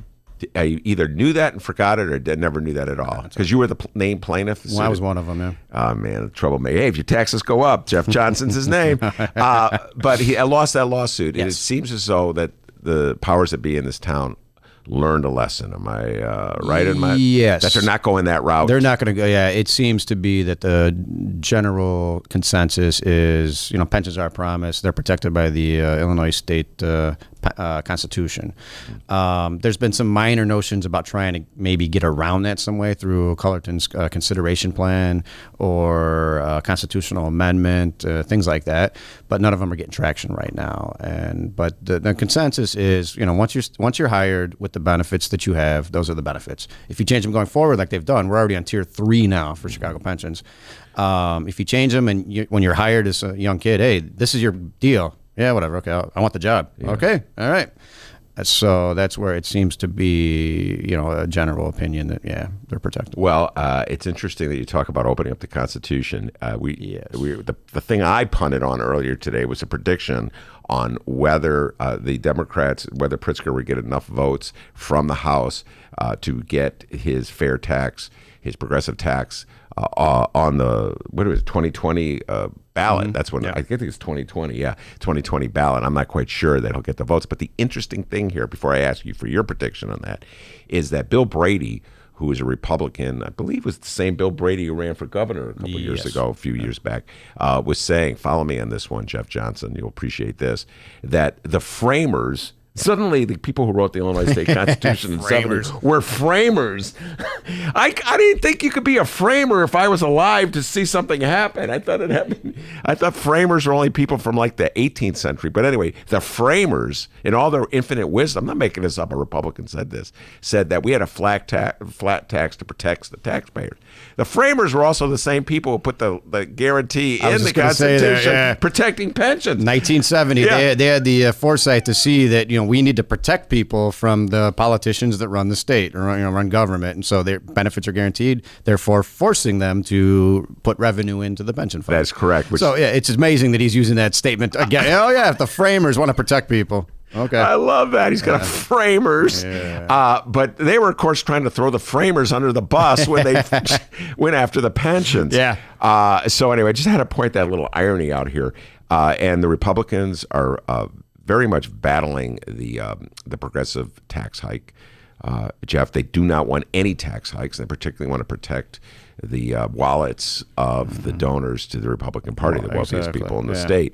So what's your thoughts about this? You've been following this. Yeah, I think that there's, you already see the campaign out there for the fair tax. And, these commercials, they're cute. They're very, a lot of graphics and numbers. And, that basically, 97% aren't going to see any change. And X amount of percent are going to see tax cuts. And, nice music playing in the background. So I think it's a very, they're off to a good start campaigning for it. You're not seeing too much really on mainstream media trying against it. And I think that ultimately, I think it will pass. You think he can get 71 votes? Yes. You think Madigan will find those votes? Yes, that is correct. I think that this is something that of the major issues going on, like, okay, and it's, dealing with politics, it's horse trading all in all. Okay.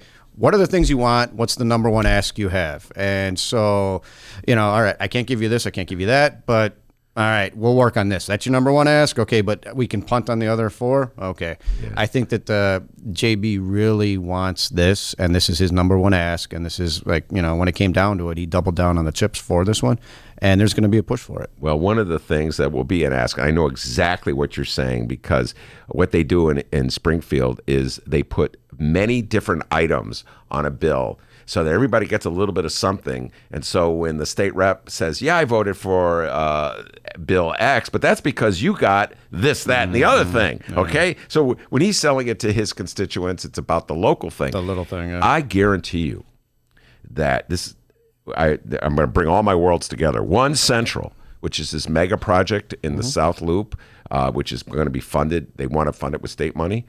That will be part of the equation when they come to, because right now you got the Tribune's editorial board on board with it. They want it, and it's not a tax hike, okay? It's an investment. It's new revenue. It's new revenue.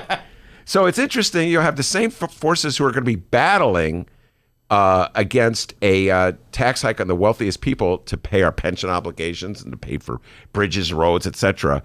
will be backing the One Central expenditure of $3.8 billion. So my guess is that will be all part of the mix. What do you think? Those larger bills, I'm not a fan of. I'll be extremely honest. When there was a bill passed where there was some pension changes, and I'm not exaggerating, it was on page 600 of this bill, and it angered me because when I had to go and try and find the language, I had to scroll to page 600 because just whatever that's. So I'm not just a fan of it because of that. There are things that get snuck in there, and if you're a special interest or if you're like a pension special interest union member, or city worker. If you're not paying attention, sometimes things get slid in there, and then you have bad consequences. I mean, ultimately, though, sometimes the flip side of it is that hey, everybody can win if we all agree, we all chip in, and when you get this, I get that, But it's a matter of the people that get hurt are always the ones that stand out there with their hands out, going, "What happened?" And when it comes to a vote, so just so people know this, the legislators are only putting it on the ballot. The people of the state of Illinois have to approve 3/5 vote. 3/5 vote, so 60% of the vote. Do you think that it'll be up against quite a bit of opposition The business community's already started this. They've got their dark fund that's funding campaign commercials. Do you think you can get a 60% vote in the 2020 election with Donald Trump's name on the ballot? So I see it from the opposite side, right? Of like the con, where like in New York City they had a recent vote. 83% of people voted not to open the Constitution. So in the House, the Senate, the governor, they all three sign off on it, pass it. I'll say that's the easy push. The public battle, trying to get 3/5 vote, that is a hard push. Just trying to get 60% of the public to agree. I do think that you're going to have a lot more people coming out because of the Trump election, so it may skew. I mean, it depends how he flames out in the next couple months going towards that. Next couple of months. What year are we in now? In 2019. Yeah, it's right around the corner. Jesus, Iowa's just down the road. So you can energize your base to come out, and I think that if they keep up the positive campaign on it versus the dark money knocks, I think that there's a path. There's a path to do it. It's going to be harder than the original House, Senate, governor part of it, though. All right, now I just said Iowa's down the road. Before we take a break and bring Ken Davis on, I have to ask you something. Yes. You're the first union person in the studio after this has happened, and so you're getting the question. The firefighters, the International Firefighters Union, or the National Firefighters Union, I should say, endorsed Joe Biden. I think it was a local, though, or a state it local? or something. I don't think it was the international. National? I think it was the international. Yeah. Look it up, though. Look it up. I'm pretty sure it was the international. Whatever. Anyway. Okay, yeah. So they endorsed Joe Biden, out. and immediately Donald Trump lost his mind and started tweeting out that the rank and file is with him. Yeah. The union president. The union president. That's right. Yeah. So, what's your thoughts about that? You know, Donald Trump claiming that he has the hearts and souls of the members, even if the leaders of the unions are against him. And by the way, it was the International Association of Firefighters. Oh, was it? Okay. All right. There. Hey. Every now and then I'm right.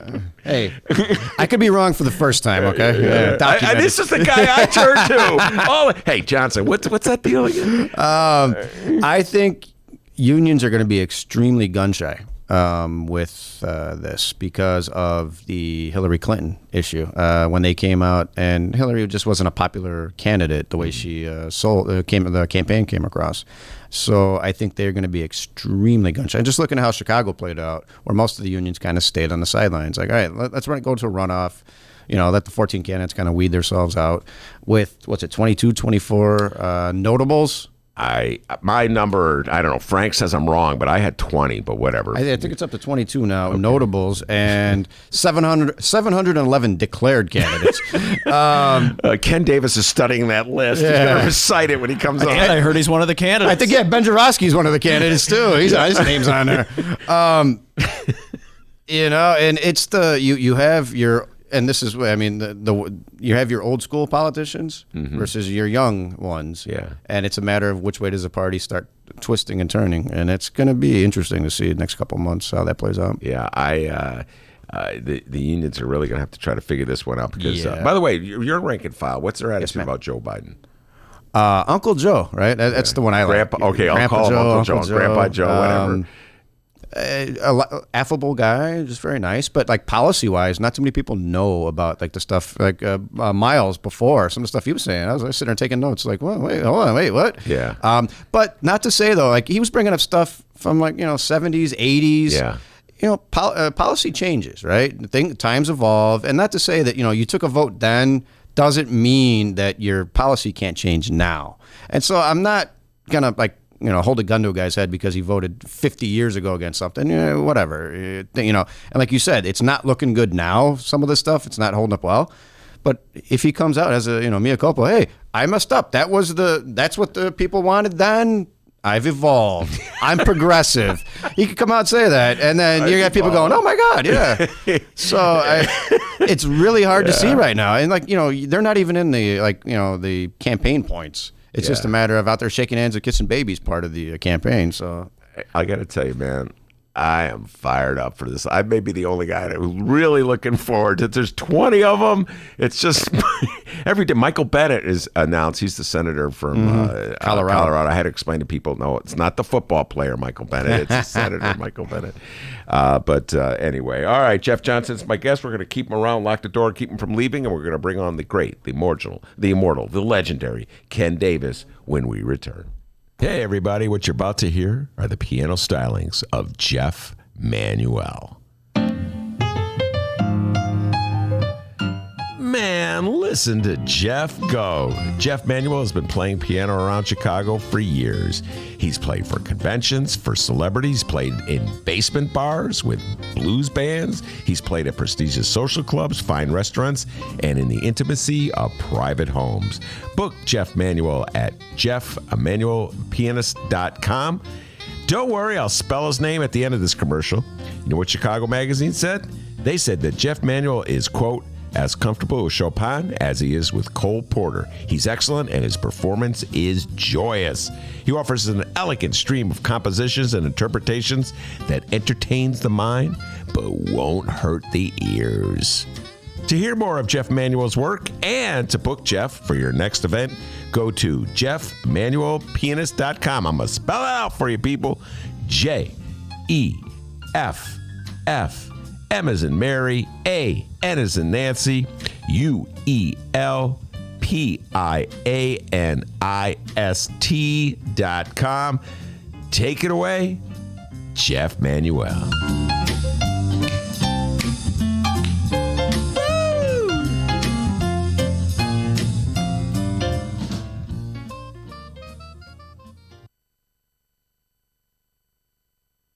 Welcome back to the Ben Joravsky Show, live from the Chicago Sun-Times. Indeed, we are live from the Sun-Times. Jeff Johnson in the studio with me. He's sticking around. We locked the door, wouldn't let him out. Ken Davis has joined us. Hey. And I know, Dennis, you have an update you want to deliver. So why don't you deliver that update? Okay, great. This comes from the Chicago Sun-Times, and the writer would be, let me see, Fran Spielman and Dave Roeder. Oh, Dave Roeder, my old friend. Dave Roeder's back. He was the guy who came in the studio. Yeah. He's a cool dude. Mm-hmm. What's up, David? You listening? You listening right now, David? No? He's hard at work typing a story. All right. So it's an update here on the One Central development deal. Ben was riffing about it earlier. We had to go, okay, stop talking about it, please. We have other things to talk about. Typical Ben Joravsky thing. All right, it says here, Mayor-elect Lori Lightfoot had a message Thursday for a Wisconsin developer pressing for quick legislative action to pave the way for construction of One Central, a massive development over railroad tracks west of Soldier Field. That message from Lightfoot, not so fast. Here's the quote from Lightfoot, quote, I've been very clear that I think any development of a certain scale, and this would certainly qualify, has to be done through a thoughtful process that engages the communities that are going to be most impacted. We're not going to ram through anything. I understand that they're talking about a very fast-track timeline. I know there's been discussions about this project for some time, but there's a new administration that's going to be stood up in a matter of days. And we're going to approach these mega projects in a very different way. I've been very clear about that. All right. A thoughtful process. Thoughtful and process are not words that I would normally link with Chicago development deals, which usually get greased through. Who has said greased through? Ken Davis for 10 trivia points. This is before Jeff Johnson's time. You remember who talked about greasing a deal? Gene Sawyer. No, Jane Byrne. Oh, Jane Byrne. Remember? That's close. Yeah. What was the deal that she was talking about? God, my memory has slipped. It was a greasing a deal. Greasing of a deal. Jane Byrne, when she was the head of the Consumer Affairs, and Michael Belanek was the mayor, and she was fired, and she ran against them, and they greased the deal. I forget but that was the first time I ever heard of a greasing of a deal. Yeah, I was very young. Hey, listen, this is the first time I've been in your studio here. I'm just kind of a little bit weirded out by all the Uncle Joe posters on the wall. You too? You too? Yeah, I didn't realize that you were so in the tank. Oh, my God. He loves Joe Biden. So this is the first time you've been here. Nice little studio. Beautiful space. Space. Beautiful little Beautiful space, space. Here in the Sun-Times, just down the hall from the bathrooms. But the fashionable near West Side. Joe Biden, I have to admit that for all the policy differences I may have with Joe Biden. You really like him. You know, I've always liked Joe Biden. I hate to say it, they're going to kick me out of a million lefty clubs. my God. Always liked in the 80s. Is it the anti-busing stuff that you? No, I mean, he's tough on me, young Ken Davis. Joe Biden, I had a dear friend of mine, AJ, I hope he's listening, in the 80s, we would do Joe Biden imitations. This is what a geek I was. We would listen to the judiciary committees and the way he would address people, and senator, and the way he would talk, judge, and he had this way about him. I remember the Clarence Thomas hearing. He did a bunch of hearings because he was the head of the judiciary committee. It was when you dressed up as Joe Biden that just went too far. So, we would do Joe Biden imitations, and then, anyway, so Joe, I just love that Joe Biden's running for president again, a third time. Yeah. Do you feel the tug, the burn for Joe? No. It's riding with Biden. As someone of a almost similar age, I feel the real pressure to just sort of step aside at a certain point and let the rest of the world take over and stop trying to inject yourself into this and say, it wasn't like this in 1957. It's time, It's time for a new generation to take over. All right, the Jeff Johnson generation. All right, now, before I go back to, I promised that we were going to talk about One Central because I know that's a development deal near and dear to your heart because it has to do with transportation, and you're a big fan of public transportation. And before I talk about Rahm's legacy, which I know you two will probably think I'm way too hard on Rahm, so I'd love to hear your thoughts. Thoughts on that. I just have this weird feeling I've been brought here to be set up. Exactly. Yeah, you have been set up. Lock the door. Lock the door. Just explain to folks the status of your show, because I thought your show had ended, and it turns out it's still going on. So explain to folks that. I don't know, maybe you had some of that experience too, right? With people saying, are you still on the... I was abruptly yanked out and thrown in the streets. I walk in. I was his last guest too. Yes, really? He was the last guest. Yes, he was. I walk in and there's a Can TV pen sitting on the table here. That's kind of nice. I don't know that you may have left We've that been the doing last the time. show for about 9.5 years, done about 450 shows, which because you were on show number 1 back in 2009 or whatever that was. And, as you probably remember, about 2 or 3 days after that first show, Rich Daley held his press conference and said, I decided that it's time, like I just said, it's time for me to move on. 2010 right? it was, yes. 2010, yeah. Mm-hmm. And so the show has been a kind of a bookend of Rahm Emanuel. We have followed Rahm Emanuel, everything he's done for the last 8 years. And we're going to hang it up on the last, 10 days after Lori Lightfoot leaves office. So, and I don't know if May. I should say this publicly, but we have at least a tentative agreement that she's going to be our last guest on the show. Oh, you cut a deal with Lori. Yeah, Good job. Yeah. Wow, Well, congratulations. these things have a way of changing. But Cut a deal. I like that. Yeah, cut a deal, baby. I'm always cutting deals to get people on this show. Have I mentioned what a great mayor I think Mayor Lightfoot? No, but you might want to mention it again. The Joravsky Show. Stumped for Lori. So, all right, that's great. It's a perfect transition. We'll hold off on One Central and go right to Mayor Rahm's legacy. So your show has been on for 8 years then. And yes, it's the Rahm era. 9, but who's counting? Yeah, who's counting? Correct. I was not that good at math at Evanston High School. Don't call me Dan Biss. So Rahm's legacy, in your humble opinion, what kind of mayor would you do you view Rahm as? Oh, so we have to get serious now. Yes. Right? Yeah. Or you could tell a joke. Well, on many occasions, you and I have gotten into little tangles about this. And I guess what I would say is that as we look back on those 8 years, I would say this is what I think it is. I think that he's ended up being a transitional mayor. I think that history will show him not like Bilandic, but in that same kind of role as a mayor who followed this, this sort of whatever you want to call it, this dynasty. And depending on how Lori Lightfoot does work out, if Lori Lightfoot ends up being a 12-year mayor who is beloved when she leaves office, then Rahm Emanuel will be seen as that guy who was in between, who kind of like kept things going and, kind of, it was a placeholder kind of mayor. Now, that's not to say that it was necessarily bad. And what I think of him as being more like a really good city manager. Okay, think of like Evanston, or a place that has a mayor and then has a city manager who actually runs the city. Yeah. You could have Rahm Emanuel in there as your city manager, and then you could have a mayor who sets policy and tells him what to do, because that was what he wasn't so good at. Yeah. What wasn't he so good at? At actually like listening to the people and setting policy that the people feel comfortable with. Here's a really good example of that, okay? Rahm Emanuel comes into office and he sees, rightly so, that for years and years and years the water infrastructure has just been completely ignored. We got thousands of water mains that are leaking everywhere. So he says, I'm going to double the water bill, the water fee, so that I can lay 300 or whatever it is miles of new water mains. They start doing this, and before long you find out that, when you connect these lead water service lines to these new water mains, you send lead into people's houses. It's not a good thing. Yeah. That's where a mayor would have said to Rahm, the city manager, hold on, stop everything. We're gonna reevaluate this, and we're gonna see how much would it cost to put the service lines in, and maybe we're gonna lay fewer. Rahm didn't do that. Rahm just says, no, my mission is to lay as many miles of water line as I can, and he did, and he got himself into all kinds of trouble. I could give you a dozen examples. Let's just pause and go back to that example, because Mick Dumke and I, who was here in the show earlier, and I wrote about this when he raised the water fees.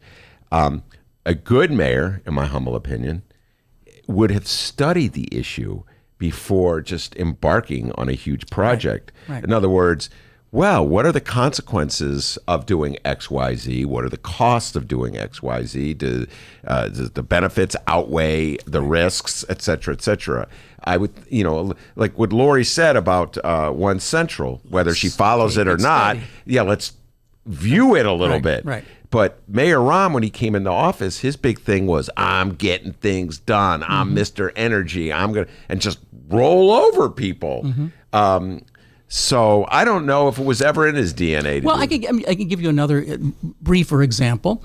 Rahm Emanuel will be the mayor who completely rebuilt the Dan Ryan Red Line. A great accomplishment, terrific accomplishment. Right? Wait, hold on. You said this the last time I had a radio show.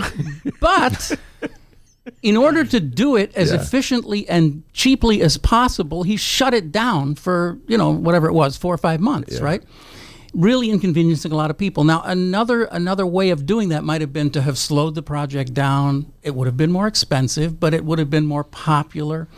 These are the kinds of things that he never took into consideration, right? He was never the guy who thought about what the implications were for the population that he was serving. That's why I say he was a great city manager. He just wasn't that great a mayor in the political sense. Yeah. So in other words, what you're saying is that Rahm will forever be, his strength will ever be as the chief of staff type. Yeah, chief of staff. Staff type, which is what Barack Obama was. He was chief of staff. And the other thing too was he was never the warm and fuzzy politician. Right. That's where, sometimes people want the warm and fuzzy and make them feel good. And, and he's more, like you said, the get it done person, I don't care if I'm liked or not, but, it's, just get it done. And I see that's the big difference too with what you're talking about. And we've talked about this before, that Rich Daley had that little piece of DNA. He had that extra little DNA node somewhere in him that when it came time to be empathetic in public, he could get red-faced and tear up and talk about how this was an outrage. He was a Bridgeport guy. Yeah. I know. Rahm did that, but he did it off camera, and it wasn't the same thing. Well, when you talked about beloved mayors, he's not leaving as a beloved mayor. I can't recall. I don't think Rich Daley, he was much more beloved in the 90s and maybe the early after 03. I don't think he was beloved that much. We haven't really had a beloved mayor in the city of Chicago. There's something about being mayor of the city of Chicago that turns you into unbeloved. It's an interesting thing to think about what would have happened to Harold if he had been able to fill out that second term, right? I think he might have been that.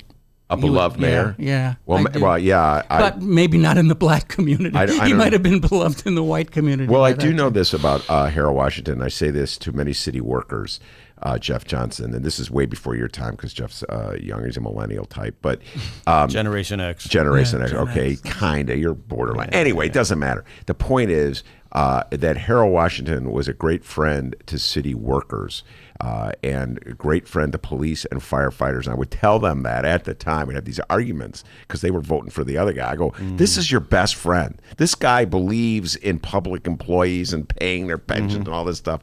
And I think some of them have actually been honest with me, the old timers that still know me. They go, you know what? The best mayor we ever had was, I don't know if you ever hear that, Jeff Johnson. I've heard between him and Eugene Sawyer. Isn't that funny? None of them ever voted for him. But, exactly. Between him and Eugene Sawyer, best mayor best ever mayor for city workers. Yeah. ever for city workers. And so I don't know if that necessarily means he's the best mayor for everybody, but I'd like to make that point out. All right, now speaking of warm and fuzzy, Fran Spielman of the Chicago Sun-Times wrote an article a couple days ago. A for making hard decisions. The article, Yeah. it was that Mayor Rahm's weakness was that he didn't listen and that he was intolerant of opinions different than his own, and he just rolled over people. Yeah. And I just want your thoughts on Fran's. Do you agree with her assessment, young Kenneth? Or Jeff, go first. I kind of do. Just having dealt with the administration, and there was a noticeable shift. I say right around the Chewy election, but his staff team says year 3. There was a shift in there how they dealt with things, and it went from dropping a paper on the table. All right, we're doing this, to more of a collaboration and saying, all right, what about this? What do you think? And so that was the final 4 years. And he, like you said, he came in aggressive. He came in with that with the DC style of how to run a office. Right or wrong, who knows? But it was just different than how it had been. So her article was, it was pretty good, pretty in depth, and broke it down. So I can't say it's necessarily wrong. I will never forget the image of Rahm Emanuel in his first week with the easel. Remember that? He had like one of those whiteboards, and he would cross things off. Yes, this has been done. Oh, the first 100 days in office thing? Yeah. And I remember watching this on TV and saying, "Oh, Rahm, no, please don't do this. Please don't do this. Where are your image people to just get everything done at once?" That our favorite. Sold that to American That's our. people. Chicago's a weird place. We Sure we grew up. Anybody who's still alive. I mean, I guess nobody would be alive who wasn't around when Richard J. Daley was mayor. But there's something about that. What it is the need for this father figure, this bigger and wiser than you figure, right? You don't have to like him, but you have to. Or maybe it's Sopranos. You don't have to like me, but you gotta respect me, right? Maybe that. When you're out, you're out. Yeah. And that bothers me. It's like, all right, if you weren't saying anything the last 8 years, shut up. You don't get a voice. And so everybody's piling on him, and they're losing. He did some good things, right? He did some good things, and everybody's focusing on the negatives. Yeah, and that's where things are going to get lost here on that. Well, I don't want to. I'm feeling like I'm being bullied into a different position. We have argued about this in the past, and I should not change my position here Go today. ahead. My position is that Rahm Emanuel will be remembered as a good mayor. He will be remembered as a guy who got a lot of important things done. And I will be the last person saying this. I know. I already probably am. I'm sorry, man. I can't help but cry. Nobody's going to remember that. I can guarantee you that. Nobody's going to. He waited. So for every, he's one of those mayors or the politicians that for everything he did, there was a good and bad to the one thing he did. Yeah. Pensions. Yeah. Well, he put pensions on a path to solvency, but he waited 4 years. Thank right? you, sir. And he punted. The last part, it's the path, but the next path is... And so there's so many of the decisions that where it was like, oh, there's a good thing, but there's also the bad side. It's like tips. There's a but for. Yeah. No, here's the deal. I'll say this about my beloved Mayor Rahm as he heads out the door. I don't think that Mayor Rahm was ever really appreciated and liked in this city. He was always viewed as an outsider. He was victorious to a large degree because I think you'll all agree on this. He came to town ushered in by Barack Obama. Absolutely. You talk about a different day and age. Yeah. Playing the Barack Obama commercial. I have not played it for you guys yet because you couldn't hear it when we had headphones on, but without the headphones on. But you hear Barack Obama's voice, and it doesn't sound today the way it sounded 2 years ago, and things have changed. So when Rahm got ushered in, it was Barack Obama's guy. Nobody really knew anything about him. Well, he swore a lot. People kind of like that. That's a tough guy. And then all of a sudden, it's like, hey, wait, he's doing this, that. Nobody asked us on any of this stuff. I never asked you this question. What was the day when you first realized that, oh my God, it's all wired, he's going to be the next mayor? When did you actually begin to realize that? When Rahm was going to be the next mayor? I just, cynical me, figured the moment he announced, when he got that. Right. If you guys recall, and Jeff, you were around in 2000. You're not that young.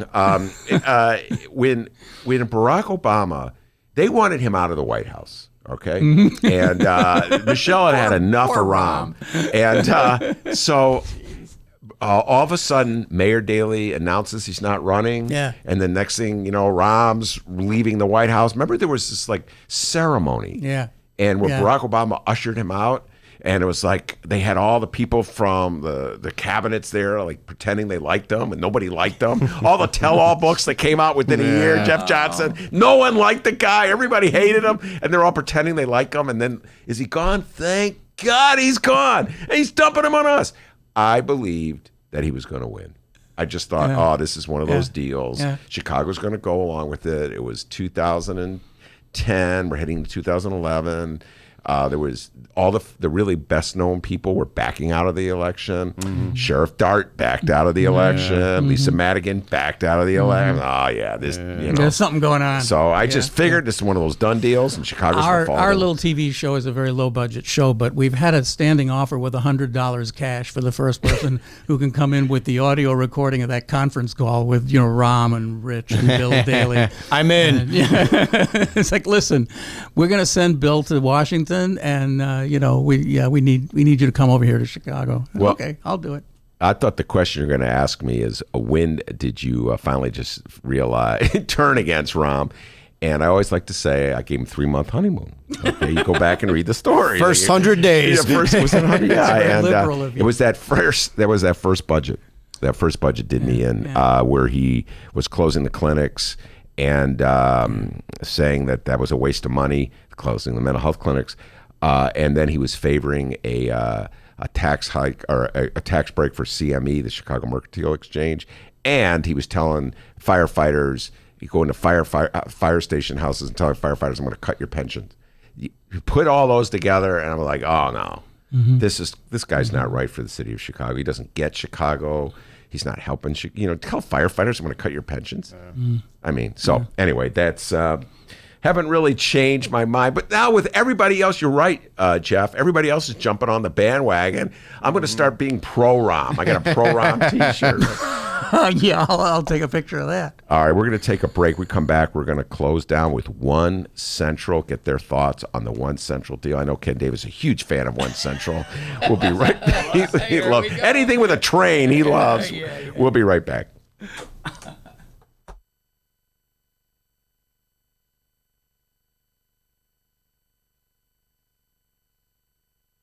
It's Chicagoland's adult entertainment playground.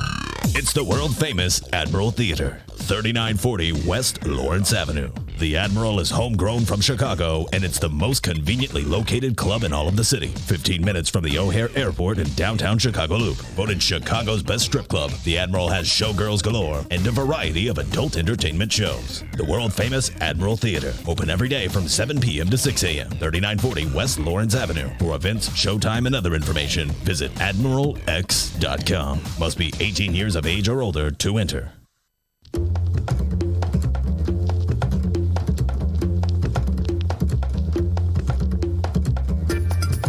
Hey there, producer Dennis here. Thanks for finding and listening to the brand new Ben Joravsky Show. All right, so here's how this works. The Ben Joravsky Show live streams on the Chicago Sun-Times YouTube channel Tuesday through Friday, 1 until 3 p.m. Once the show is over, you can listen to the replay on our YouTube channel, or we throw it online for you to download by 4 p.m. Where can you download the Ben Joravsky Show, you may be asking yourself? Well, you may be asking yourself a fantastic question. You can find previous Ben Joravsky shows and guest interviews through several outlets. The Chicago Sun-Times Online, chicago.suntimes.com, the Chicago Reader Online, chicagoreader.com, and wherever else you listen to your favorite podcasts. Apple Podcasts, Google Play, pick one. Just search for The Ben Joravsky Show. J-O-R-A, V as in victory, S-K-Y. So, let's recap. Tuesday through Friday, 1 until 3 p.m., live streamed on the Chicago Sun-Times YouTube channel and downloadable by 4 at chicago.suntimes.com, chicagoreader.com, and wherever else you listen to your favorite podcasts. Yes, the Ben Joravsky Show is back. We're live and downloaded. Tell your friends and enjoy the rest of the show.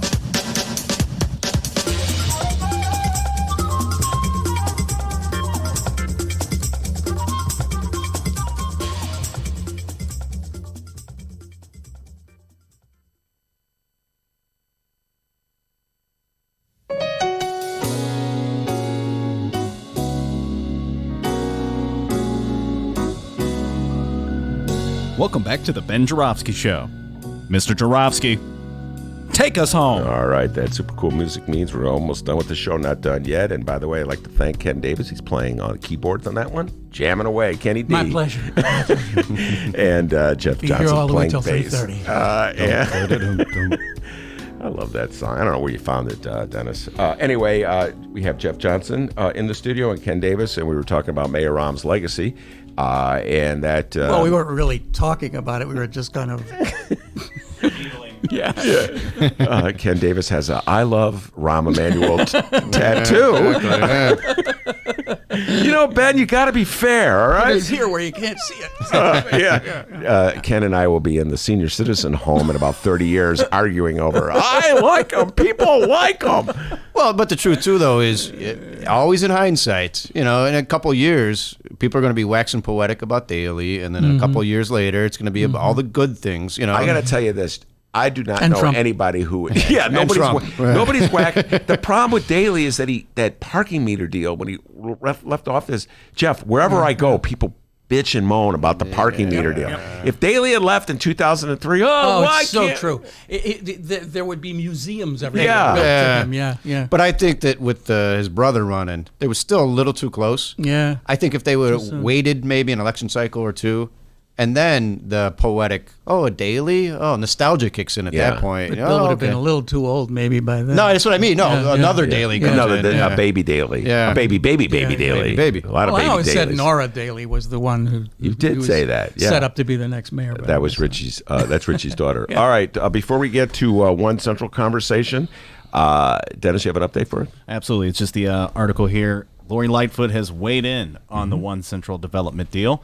The following comes from the Chicago Sun-Times. Fran Spielman and David Roeder. Shout out to Dave. We just met him last week. David Roeder. All right, Mayor-elect Lori Lightfoot had a message Thursday for a Wisconsin developer pressing for a quick legislative action to pave the way for construction of One Central. That message, not so fast. All right, we read some earlier quotes here. We have some more quotes from Lori Lightfoot regarding this.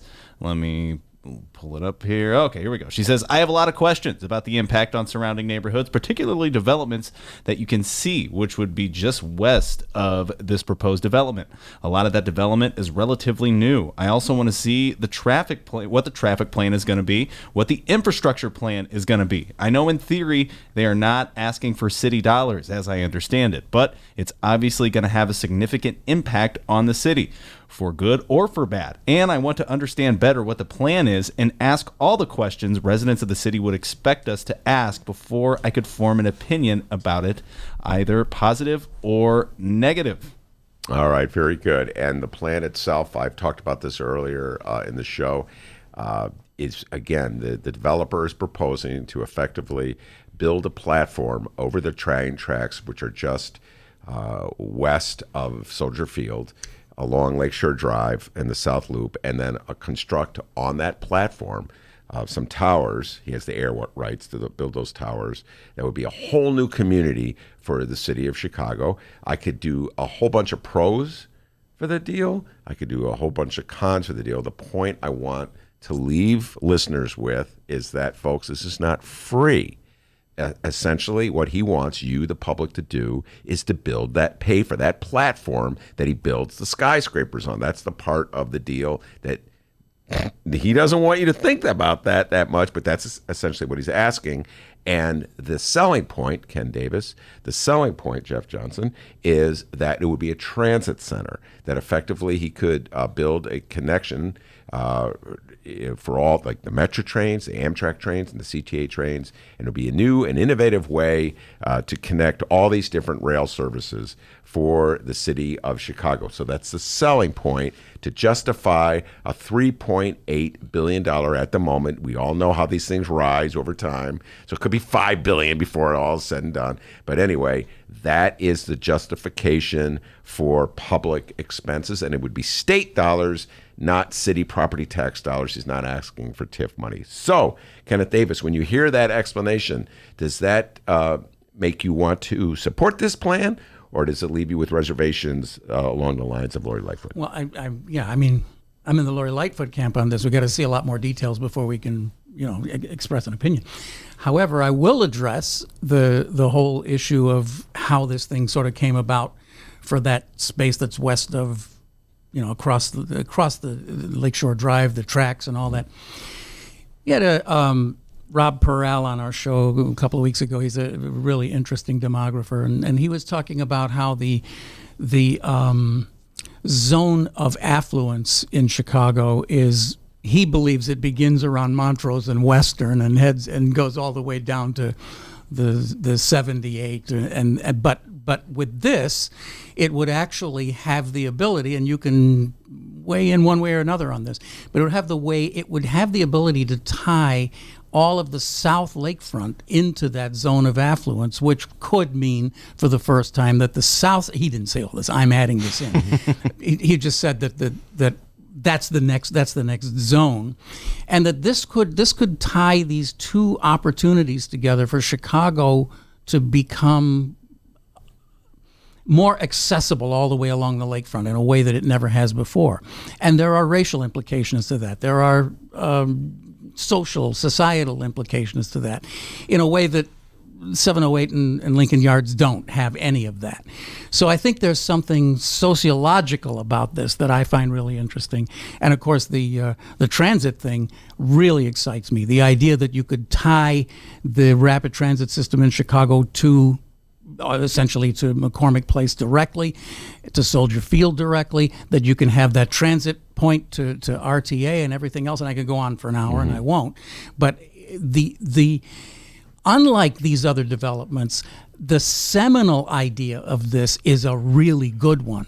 Now, of course, I totally agree with you. It's going to end up costing billions more, and yes, nothing's ever free. And instead of being a TIF, which comes out of or supplants our property taxes, this proposes to be, we pay for it as citizens of Illinois instead of citizens of Chicago. So, there's so much to be thought about.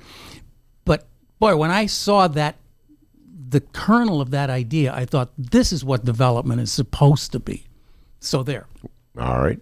And so full disclosure, I happened to meet this Robert, Dunn? Yes. Yeah, last night at an event. And in my full disclosure as well, when he said, when it was One North Central or whatever, huh? Cut you off guard. Yeah, caught me off guard a little bit. Okay, all right.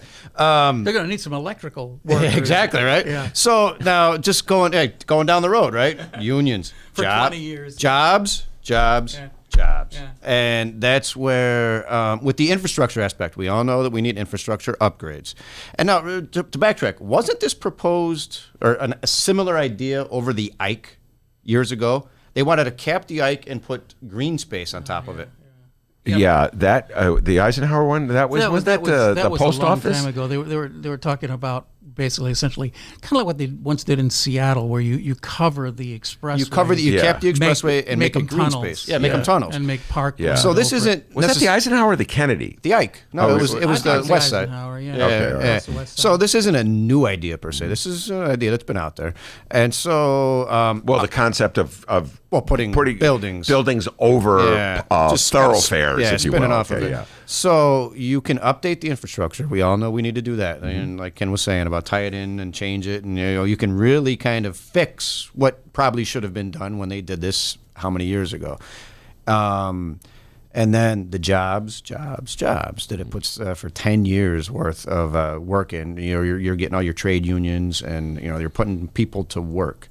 Then you get into the debate of how much tax breaks do you give, and the question I think when you weigh it in as far as what's like at the pension fund, we make a $50 million investment, hoping that we end up getting $100 million back. So if you could make a $50 million investment, or how 3.8 or whatever you want to throw, what numbers are thrown out there, and this is right now empty space that the only thing you have going is there's a McCormick bus road that goes down there that they call it the Batman tunnel, that the mayor is the only one pretty much that uses it nowadays, and trains that go up there and blow smoke. If you can turn this into some type of revenue positive aspect, I'm kind of inclined to go, it can be good, Well, I got to tell you, the fact I was claiming victory earlier in the show on this one, but the TIFs, fact that yeah. they took TIFs off the table is an probably. indication that Lori Lightfoot really did mean what she said when she signed on to the Lincoln Yards deal, or maybe this developer's just one step ahead of everybody else and realizes that he would never get that TIF dollars. But who knows? The fact that you are broadening the group of people who are investing in it from just the people in the city of Chicago to the entire state of Illinois and into the feds too, because there'll be federal dollars, reassures me on a lot of levels. A lot of these big time deals, Ken Davis, this, like when we were going to finance the Olympics, it was all property tax dollars. Yeah. So I got my friend, guys in Highland Park are going, I'm for the Olympics. Well, yeah, you're not paying for it.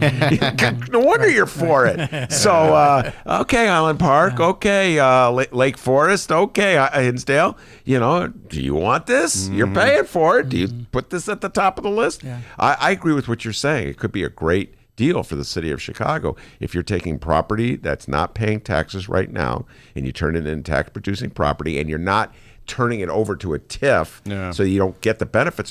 It could be money that would help pay the pensions, et cetera, et cetera. So it's definitely worth looking. Somebody else is going to pay for the deal. But you know what the funny thing is, Jeff Johnson? When you listen to what Lori Lightfoot talks about, the objections are things like, will the buildings they build block out the view that the... Well, all the those new development, South Loops boomed recently. Yeah. And what's funny is, in talking with him, he talked about how he's done basically the entire NFC North, or NFC, right? Yeah. Outside of Chicago. Yeah, Green Bay. Yeah, Green Bay, Stadiums. Minneapolis, and Detroit. Yeah. He's had similar projects where that's what he's done around like football stadiums, for lack of a better word, around the public transportation. And he's developed the land into that. I like the part about almost all these apartments will have views right into Soldier Field, so it's going to be like Cubs Park. They're going to have to build Exactly. Oh, that's right. The McCaskies are having a heart attack right now. Yeah. Wait, what? How can we make money off of this? Exactly. because one of those condos would still be cheaper than a box seat at Soldier Field. Right? You're right. So but put it to this way, if there would have been a TIF funded deal, I'd probably be absolutely adamant, no way. But I'm encouraged that they're looking to funding. Mayor Lightfoot's statement is pretty spot on. Well, there's a lot of questions I don't know. All right, so what about this? What about No, that? but I got to tell you this, and I'm going to get all my friends in the South Loop mad at me when I say this. But when it comes to development deals in the city of Chicago in the past, the funding aspect of it was the part they didn't want us to pay attention to, because they didn't want us to realize that these were all tax hikes and through TIF funds. So they didn't want us to pay attention to that. So they would get us to pay attention to things like, would the new building block out other people's view? Would it obstruct the sunlight that they would get on their gardens? Well, how much would the traffic impact be? Like every single project was only a matter of concern to the people who lived like within the very immediate circle if you drew a line around it. Oh, did you see Alderman Burnett's recent community Burnett? meeting? Yeah, No. it was about a new project that they want to put up in the West Loop. So when he stormed out of? Did he Yeah. People are angry because it's going to block views of their condo. Yeah. And started roughing them up. He went, I'm out. Out of here, yeah. I just got reelected. I don't need to take this. But it's like you said, though, it's the local people that are concerned about It's it. the local people that are concerned. But when it comes to a TIF deal, it's a citywide tax hike. So they only talk about the local, and when they appease the locals, like, oh, they were really reasonable. Yeah, what about my They're going to taxes? give us a soccer stadium. They took away the soccer stadium. They're going to take away the soccer stadium. Right. So anyway, I know that Ken, you have a good point when you say this. As opposed to the flyover at Belmont, could have some great, ramifications for transit needs in the city of Chicago, particularly in the South Loop. So, I'm not opposed to this. It even opens up things like the Michael Reese site, which is immediately south of it. Wouldn't it, maybe it finally would casino. incentivize something to happen there that might have some social good. Who knows? But a casino is probably coming to Michael Reese. You're absolutely correct. But No, that's Lakeside Center. That's been held for that for years. I believe that. But let's not kid ourselves, folks. There is a public expense here. That's the other thing they try to lose. There's always a public expense. No, there was no public expense when I fixed my porch. Okay, nobody gave me money to fix my porch. Think about that. Now you're going to say, did you get your tax bill? Yeah, exactly. Was that your tax write-off? refund? Yeah. So yeah. All right, I'm the reason why we have a huge tax thing. All right, so we're going to be like Lori Lightfoot. We're going to study this and be talking about this. We're on board with the mayor on this one. In terms of studying All three it. of us. I'll study it. For once, I'm on board with the mayor of the city of Chicago. Yeah. How about that? Or at least More than 90 days. Let's see. That's the over-under. Do you ride the Brown line ever? I Ben? ride It's up the in your brown neighborhood, line right? every day. I ride the blue line every day. That's how I get here. So when they get that Belmont flyover done, Oh, my God. your brown line trains are going to just zoom right right down by. on. It's going to be you're going to love it. And I will say there are Local 9 members working on the God bless flyover. him. That's the only good thing coming out of that. Local 9 members. lots of iron workers. Jobs, too, I'm jobs. Sure, You know what? You're giving up on there's that one, Ron? A lot of I lost that fight. How many years ago did I lose that fight? But you'll never get me to concede that it's anything more than a good way to employ Local 9 members. You've never been willing to understand transit policy. You know what? I'll leave him with that. That is the great Kenneth Davis. Jeff Johnson here as well. So we're not going to get to talk about this anymore, huh? That's it. You're just cutting us off. Wait, time's in terms gone. of You're out. In terms of Security. what is it called? The flyover. just so people know what this is, all right? All right. You're going to describe it. Yeah, the flyover at Belmont. That's where the purple line and the brown line and the green line all Not the green line. No. That's the red line. Excuse purple, me. red, and brown. Yeah, and yes, purple, red, and brown. They all come together, and so Mayor Rahm, in all his infinite wisdom, decided the way to Well, that's not exactly true. It was something that's been planned. It was planned in I think the 1950s. Yeah, there's a lot of things that are planned that nobody ever does. But Mayor Rahm was the one who actually got it done. Yes, they were So, talking about yeah. extending for forever. So as long as I've been living in this area, the red line red all line the way down to to the that's true. somehow or other they've been talking about that forever and they never done that one. But they'll endlessly on find Decker new Happen, ways too. to spend money on the brown line. Okay. Well, no, it's not the brown line. It's the red line north, and the purple line in Evanston, which hasn't had $1 put in it since 1911 or something. All right. So anyway, this flyover, this giant thing that goes over the tracks. It's an overpass. It's an Yeah, overpass. it's like- Will alleviate yes, the traffic jam, and Yes. you're a big proponent of that. I Ken have Davis. always been. And I have always been a little skeptical about it. I know. Ever since Mayor Rahm said that the reason we're doing this, and this gets back into how Mayor Rahm sometimes markets things the Right, wrong way. right. He said, I forget, I don't have the article in front of me. He was going to cut 28 seconds or something. Well, it was more than that. And so it took like a minute of time or whatever the time was. So I You went out with a stopwatch. Guess what? Reporter, Ben the investigative reporter. Investigative reporter, camera zooming in on him. Right.